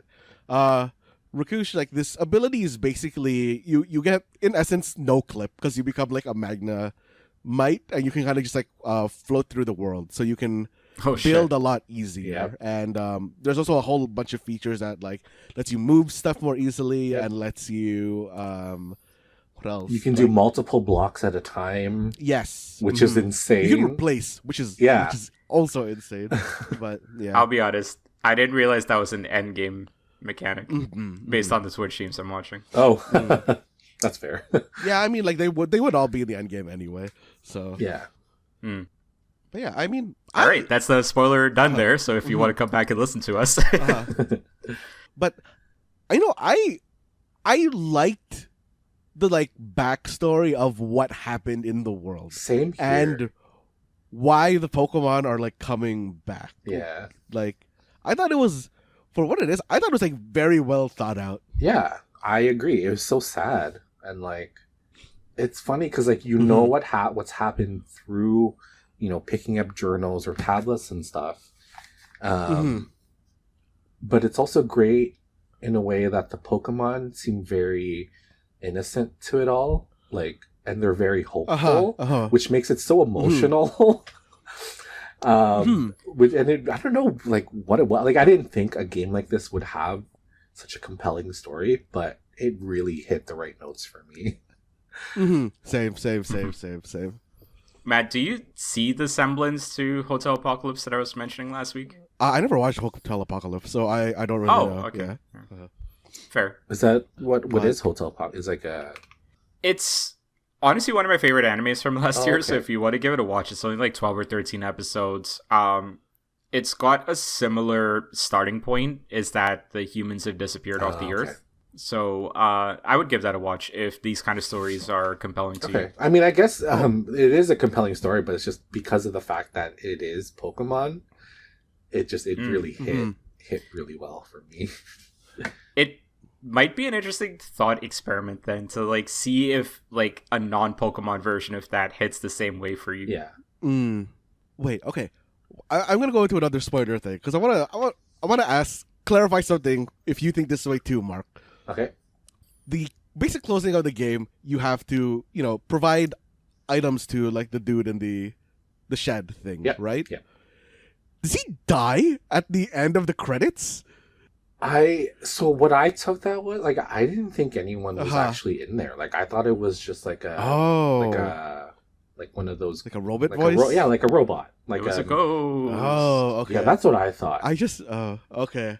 I thought there was just one dude kicking it in there, and the credits happen, and then at the very end, you just find out, dude died. During this thing. I think I took it as just there was no one in there, and then at the end, they find his recordings, or whether it's vocal or written, that they just find it. Okay. I don't know. That's what I thought, but okay. That tracks. Maybe we can save some of the spoilery stuff for like a spoiler cast in the coming weeks with I believe Julian's playing it as well, so like we could actually have like a pretty full team to like kind of talk about like the story and stuff.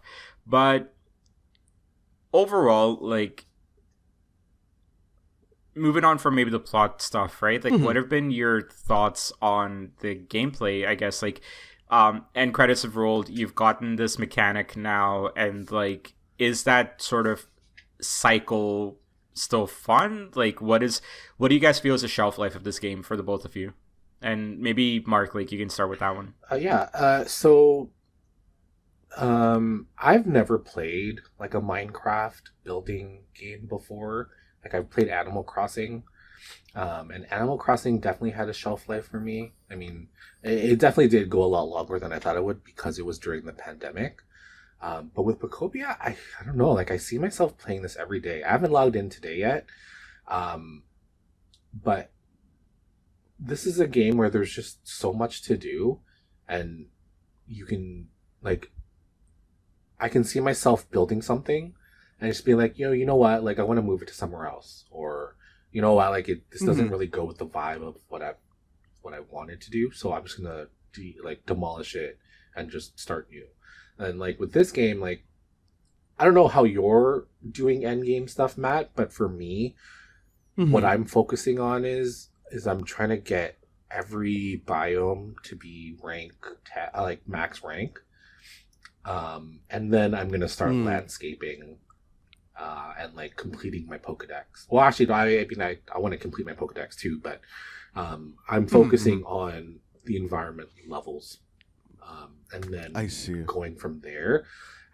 While sometime like I'll forget about Pallet Town, But I will occasionally go back there and see like how things are going there. Although I don't know if you've done it, Matt, but can you bring Pokemon from other biomes to Pallet Town? Oh, I haven't tried bringing them to Pallet Town. Oh, okay. I would assume you could. Yeah, that's what I think. I've never tried it. That's the only thing. Like, I know you can bring Pokemon from biome to biome, but I don't know about, like, from Pallet Town. So, yeah, like, that's how I'm approaching it. And I think in terms of the shelf life, like, with the Hoppip event that's going on right now, like, they can do so much. And I don't know what the Pokedex in this game is like, but considering there's over 1,200 Pokemon in total, like, they could add so much through DLC or through events. So I'm very excited for it. And I don't think this is something that I'm going to be putting down anytime soon. Like, this is, I don't know, like, it's very anecdotal for me, but the last time I really stayed up and played a game, like, through the late hours like this, was Arkham City, and this was like years ago. Ooh. Not like another game, like no other game has gotten me this addicted. Not even Animal Crossing. Like with Animal Crossing, like I'll know, I guess because it's very time sensitive, like the things you do, and I don't skip ahead. Like I don't change my internal clock to do things. Yeah. But with Pokopia, there's just so much you can do. Like even if you're waiting for a house to be built. Or stuff like that. So, yeah, I don't see myself putting this down for a very long time. I think, looking at games that are coming out, I think the only game that'll make me drop this is Marvel Tokon, probably. Yeah, like I think the timed stuff, like where you actually have to like wait for something to happen, is gonna like end up making me play this for longer. Yeah. Because it gives me reasons to like, okay, I'm gonna start this up, I'm gonna like build a little thing. Like this isn't gonna be done until tomorrow.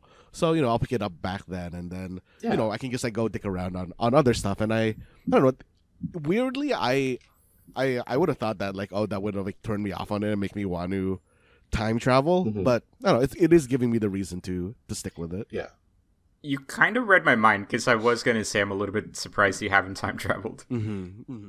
I did want to ask you guys another question around like the specific like Pokemon interactions and like the environmental interactions with them as well, right? Because I keep getting these YouTube shorts recommended about like tips for doing this and that and whatever, and like certain Pokemon allowing you to like get an environmental benefit or like more items or this or that, whatever. It feels like they've done a lot of things in this game, like very sort of like quote unquote hidden element things in this game that really encourage like you to like imagine how a Pokemon can potentially interact with some of like the gameplay elements and mechanics and stuff. Like having like the rail and like having a Pokemon just automatically like shaped like, one of those things that goes on the rail. And like automatically just connecting itself, latching itself to the back of it, and like just going back and forth with you sort of stuff. Like there's a lot of those kind of things that I don't know if it like introduces those elements to you like very much like in your face, but like how have your experiences been with that kind of stuff? I hope that made sense what I was explaining. Yeah. I don't know, Matt, if you wanted to go first or. I mean, okay, I think like it's very good first off that they only have a handful of like quote unquote skills in this game. I think there's maybe like 16 skills. And these are all things that are like, oh, like this Pokemon will help you grow plants. This Pokemon will water things. This can like burn things or, kind of basic stuff like that. But kind of thing that you mentioned about, hey, this Pokemon is like I think it's like Colossal and like that whole line will follow you on the train tracks because like they are basically minecarts themselves, and minecarts. Thank you.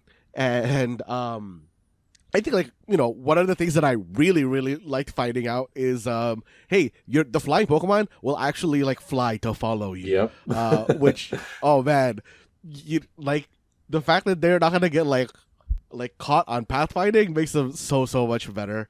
And like the kind of like little things that they add to all of the Pokemon to give them just kind of like a uniqueness to them, and it's like a uniqueness that you would expect them to have, right? Like, I think that's all like a really interesting thing, and it really makes them come alive, I guess.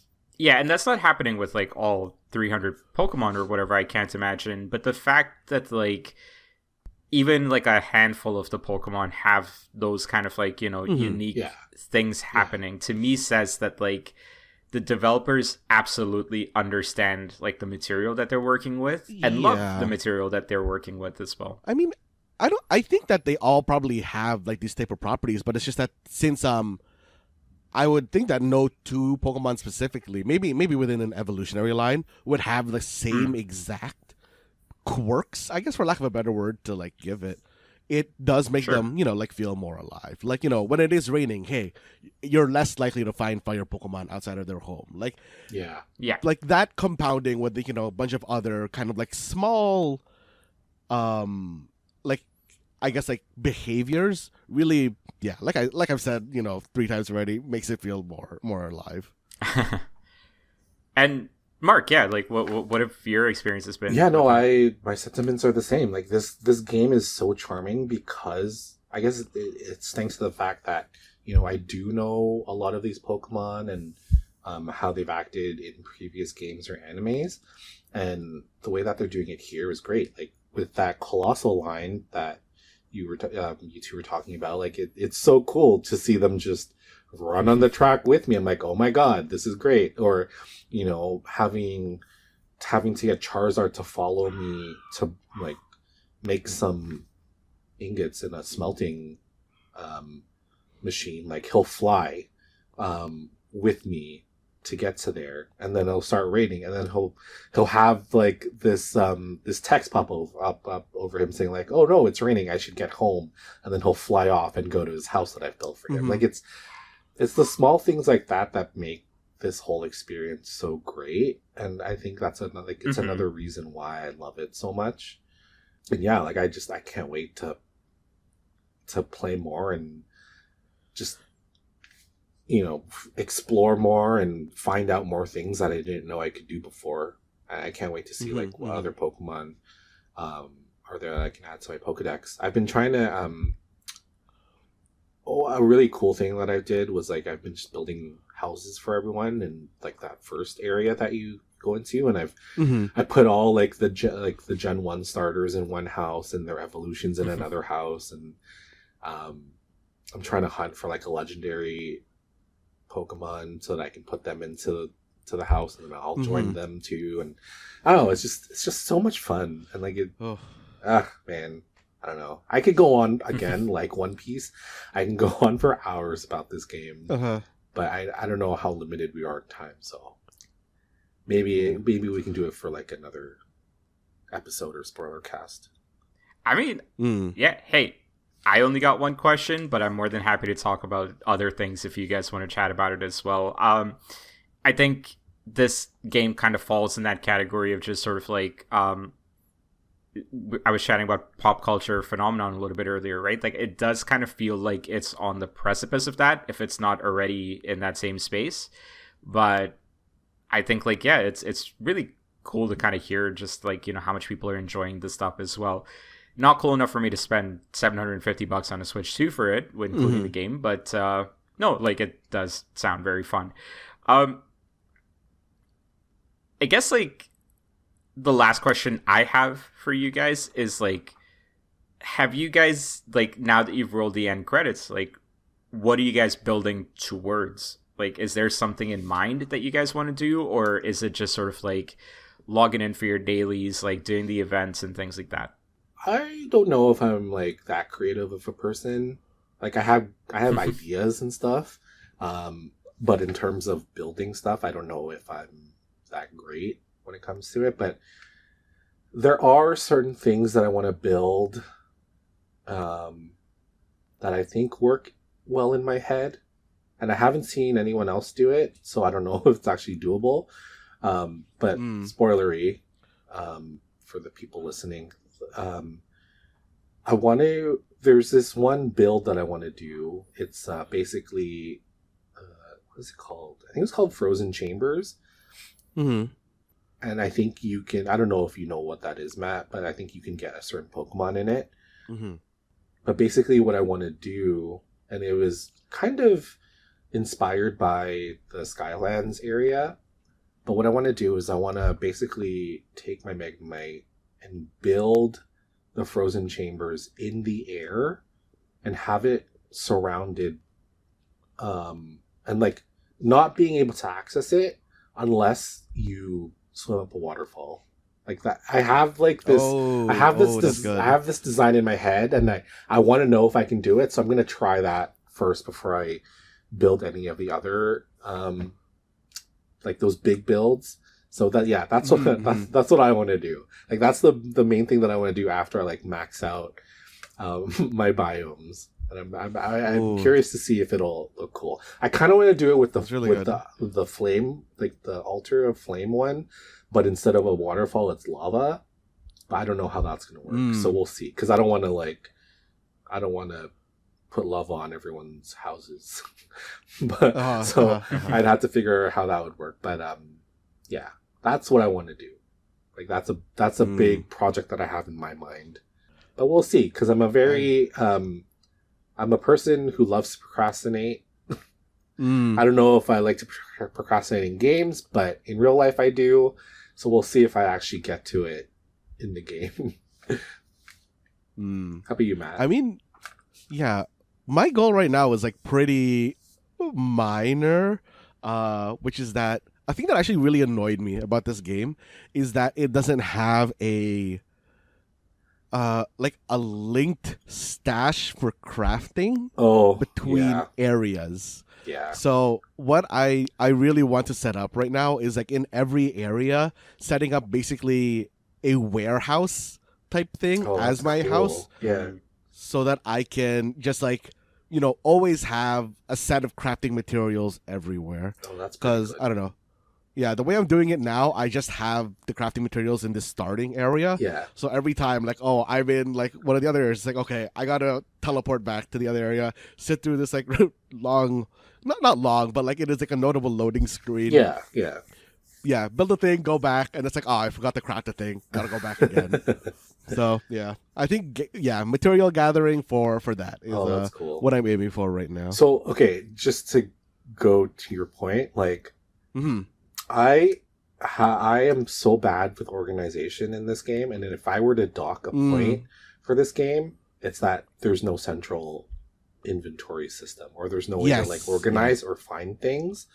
I lost my mysterious goggles. I don't know where I put it. It's not in Lost and Found, so it has to be in one of my boxes. But I have been searching through all my boxes in every biome, but I cannot find it. So I need to get a copy of it if I can, or I need them to be like, hey, you left this item, or this item can be found in this location. I need that game to tell me that, because I'm very bad when it comes to organization. Oh man. No, it does seem like the organization is a little bit janky and rough. Like, I wouldn't say janky. Like, it works really well. It's just there's so much. It gets so overwhelming because you want to store so much stuff in these boxes. Also, I want to get the wireless electricity. God, the wires are so ugly. Oh man. Wait, you should have access to it now, though. Yeah. I should have access to it now, but I haven't spawned in, the Pokemon for it. Oh, yo, bro. Reject modernity, embrace tradition. No, you know what? No, fuck tradition. Like, you need so many of these power lines, and they have these. Okay, I wouldn't mind it as much if the power lines were taller, I think. But like the power lines are like maybe twice the height of your character. So there's power lines that are basically just like in the middle of your screen, and it makes the areas look so ugly to me. Yeah, I don't. That's just reality, bro. About that stuff. It's my places are so ugly right now. I can focus on that later. But what I have done is I've basically put up 2 blocks, and just to make it taller, I put the utility pole on that, so that it's out of the way. That's a good idea. And then you just build around that infrastructure. Oh, that's a good idea. That's a good idea. Ingenuity. I try. I normally fail though, because a lot of things look kind of ugly. I mean that's kind of like a sandbox builder, right? Yeah, like yeah, if it exactly. don't work, you just tear it down and try again. And it's funny because like I hear that this game is built by the team of Dragon Quest builders, and I've never played those games before. But because of this game, I'm very curious to try, like, to go back and actually play them. But so we'll see. Fair enough. Any last thoughts for week 2 of Pokopia? Assuming this is going to come up again next week or the week after. Yeah, what are your final thoughts on these on this game? I love it. Like it's a fantastic game, and again, like I've said, no game has had me this enthralled to really play it. Because like before this, I think the last game I played was Escape from Ever After, which was a really good game. I loved it. Like it was a nice Paper Mario clone, but like I would just play it whenever I had the chance. But like with this one, it blends with my real-time job.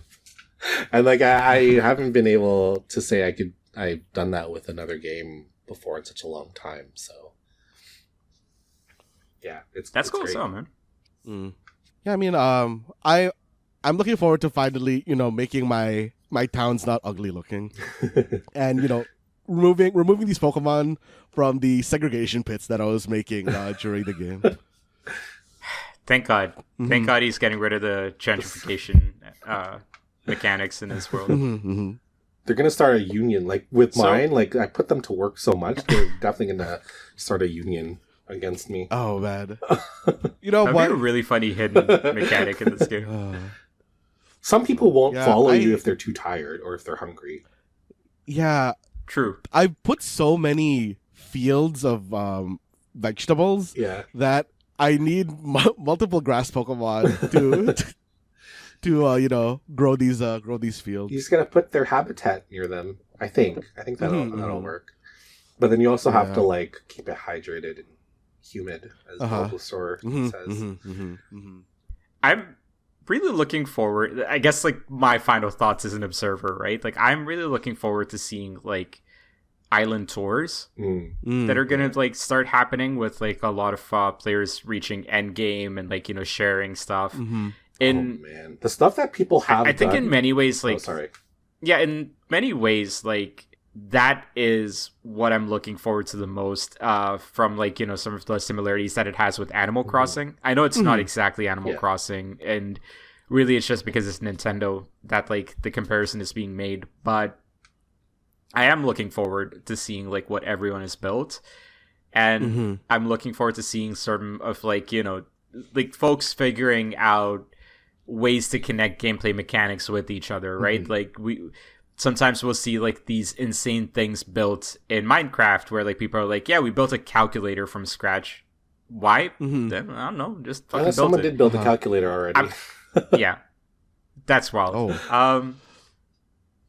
That's amazing and wild, and I want to see more. Yeah, of them. no, like it's crazy how much people have made already in this game. Like if you just go on Twitter, people are very creative, and like it's really making me thinking that I'm playing this game wrong.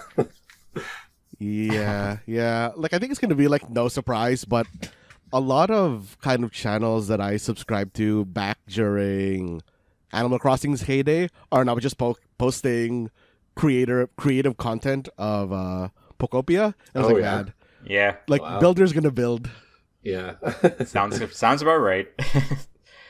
But I think we've had a pretty meaty episode here. We're nearing the 2-hour mark on this one, but no, this has been a fun episode. Chatting about things that we love, right? Like content that we love, One Piece and Pokopia as well. So I think outside of the very bad, not fun week that Matt is having, and outside of the clutching my pearls that I had to do in social establishments this week, we could still come home to things that we loved, and there's no mistake about that. Ooh. Give myself some goosebumps on that one. Ooh. No, this was a fun episode, guys, but we cannot end the episode until we do the staple of the Mistake Zone, which is Don't Match Me. And this week, Matt, it's with you. So, for the people listening who haven't heard this part before, here on the Mistake Zone, we always do the Don't Match Me challenge, where I, the question asker, am going to ask you, the listener, along with my two co-hosts, Rakush and Mark, 5 questions, and I'm going to give 5 answers. The goal is for you to not match my answer. And, if it sounds too easy to not match my answer, you can also try to not match Mark and Rakush at the same time. And remember that this is, a podcast. So if you need some time to think, hit that pause button, Google an answer, and start us right back up again, because we're always going to be on the other side of that play button. I didn't think it would be right for me to do, because, I knew that this was going to be a very One Piece centric episode. And I didn't think it was right for me to do a Don't Match Me One Piece edition. So I decided to just go, a little bit adjacent to that. And I'm doing a Don't Match Me. Yeah, Don't Match Me three piece combo. Did you actually do that? No, I wish I did though. Damn. Oh, that's so good. But no, this is a Don't Match Me Boats edition. Okay. I see where you're going. Okay. Just boats. So, my first question is, name any fictional boat. As long as this boat has a proper name or title, I think it counts. So, It's got to be a fictional boat. A fictional boat, yes. Okay.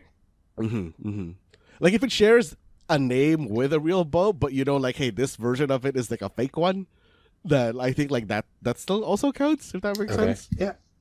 So, name that boat in 3, 2, 1. I had to connect to Pokemon here a little, so I'm going with the SS Anne.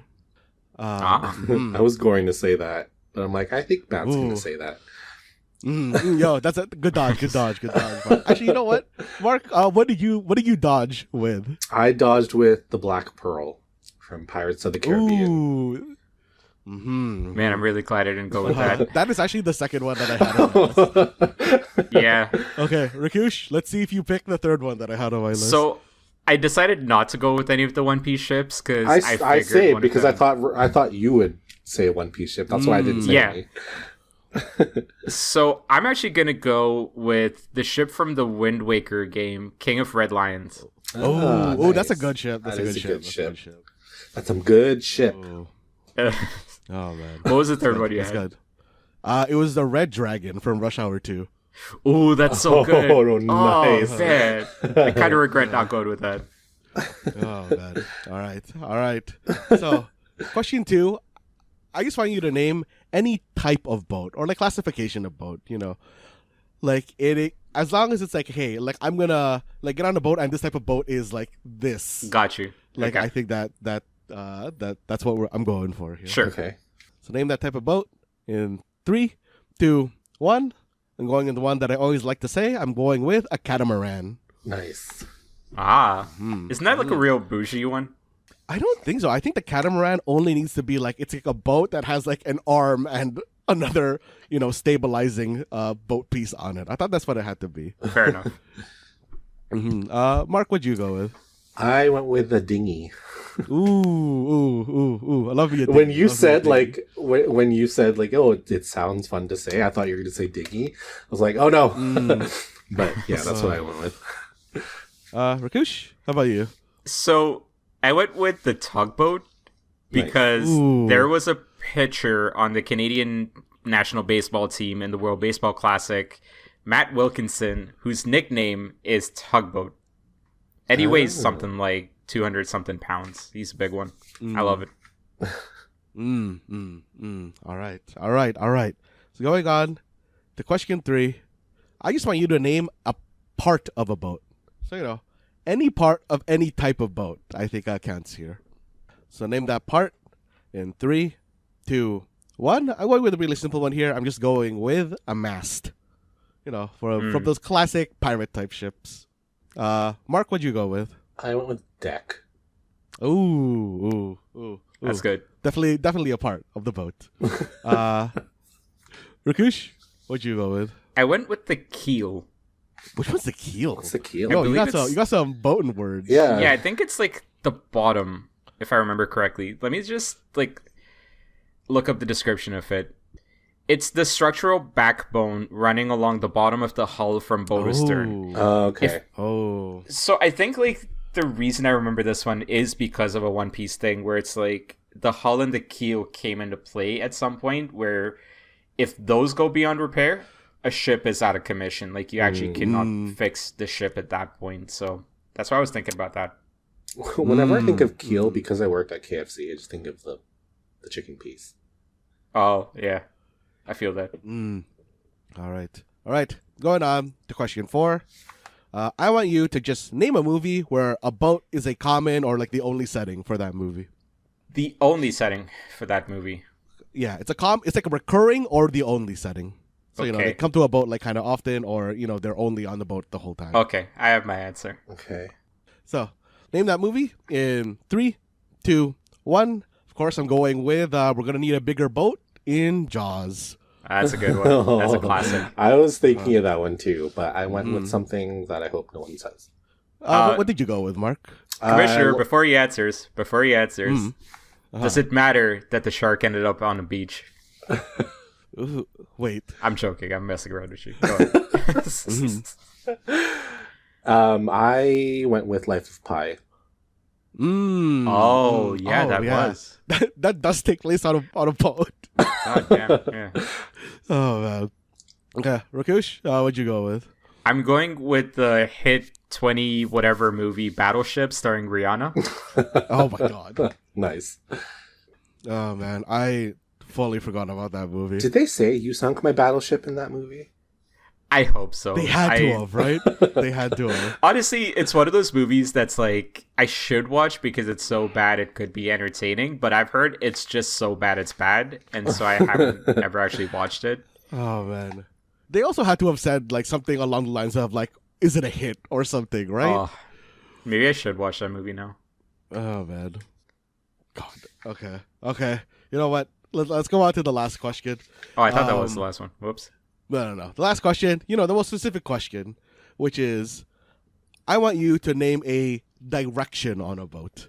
'Cause, you know, boats have their own kind of like, you can't just say, oh, you know, the right side of the boat, the left side of the boat, the back of the boat, or the front of the boat. They got fancy, saily terms for them.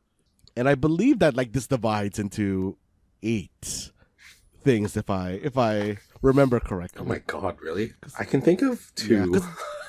Because they do the thing where it's like, oh, you have north and like Yeah. the north and like the west equivalent, but they Yeah. also do like, oh, you could go like northeast or something. Okay. But yeah. Okay. This I only know because of One Piece. Okay.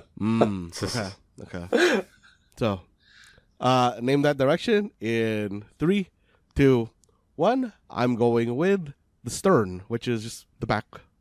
Wait, I don't see that on the list that I'm looking at. It's also aft. It can be stern or aft. All right, Yes, sorry. gotcha. Oh, you know a lot about boats. Well, you know, I did have to research this, so you know, it is more like a Okay. like a what do you call it? A crime session before an exam. Okay. But yeah, Mark, what'd you go with? I went with starboard. That's a direction, right? It's like left or Yeah. right or something. Okay. From what I'm reading, it's the right-hand side of the vessel Okay. when looking forward. Okay. Cool. Cool. All right, Rakush, what'd you go with? I went with leeward, the side away from the wind. Leeward. Oh, that's an interesting one. Damn. That sounded like the most interesting one that none of you would pick. Oh, that's good. I didn't even consider that as like a direction. I didn't consider Googling my answers. I'll do that next time. Matt, what are the 8 that you had on your list? Well, for me, I was thinking of like port, starboard, bow, and aft. Okay. Or stern, and then you just have their middles, which is like bow starboard or bow port, or like, you know, just the in betweens basically. You know, like a 8-way joystick. Because I see windward and leeward are the other 2. See, I only know like the 4, which I think is like left, right, back, front. Was it like bow, stern, port, starboard, right? Yeah. that's better than what my initial thought was, which is, does he want us to pick north, south, east, west? Because we can do that. No. But yes. But yeah, that was all 5 questions for this Don't Match Me challenge. And, you know, Cool. I'm glad that we all got through it. Is this the safely. first clean one this year? I Clean think one? we had a clean one. As in, like, I haven't matched with anybody this year. I think this might be the first one this year for me. Okay. All right. Oh, man. Well, everything coming up roses. I think this is my first show with you, Rakush, in like over 5 years. Well, no, you were on like a show a couple of weeks back with me, right? No, But like, I don't think. I mean, so. it is interesting, sort of like the combination we have here, right? Like, we're not gonna do a whole segment on this just yet, but like, I started playing Shin Megami Tensei 5, and like, sometimes you just have like characters that are like, you know, just put together that don't make any sense. But hey, you know what, guys? I think this is a great teaser to end this on, because just as we're about to sign off on this recording, Jaren Wade, who has been ducking the allegations, has sent us a YouTube video clip for a character review for Marvel Tokon, The Amazing Guardians. This. I mean, it's a 2-minute long video, so... I can't see it. Oh, is that armor? I think that's armor. I'm just looking at the thumbnail. Let's see here. Okay, we got Spider-Man, we got Miss Marvel. Who else is in this for this group? Star-Lord. Okay. Penny Parker. Oh, shit. Oh, okay. Oh, that tracks. That does track. Yeah. I mean, Oh, man. in a game of 20 fighters, we got 2 Spider-Men somehow. I'm surprised that for a Japanese-ass game like this, they didn't go with the Ava-looking mech for her. I'm okay with that. Honestly, it's a cool-looking mech. But anyways... This is the Spider-Verse one, right? Yeah, this is the Spider-Verse one. Cool. Ish, I would I'm say, gonna wait but to watch yeah. it. Well, that's quite an amazing teaser. More on that maybe next week, I guess. You got live reactions from us. Damn, now I gotta come back next week. I thought I already did my contractually obligated appearances. I mean, listen, you know, just expectations increase year over year, right? That's Our targets increase. Yeah, I need to. our targets increase. I need to increase my appearances by 1%. You're part of the Mistake Zone industrial complex now. You know, the numbers always got to go up, and up. So, Yep. Well, thank you for joining us this week, Mark and Matt. This was a fun episode. Hopefully Jaren's back next week to take over the hosting duties. I'm not always the most comfortable with that stuff, so But you did a great job, Rakush. yeah, I just talk a lot, and then my mouth gets dry, and then now I'm feeling like how Matt probably feels with the dry cough. So yeah, Time to get humid. time to get humid. So I'm gonna go get humid while Matt, you can take it away. All right. This has been the Mistake Zone, and we're all on our feet on our theater chairs. I sincerely hope so. Blech.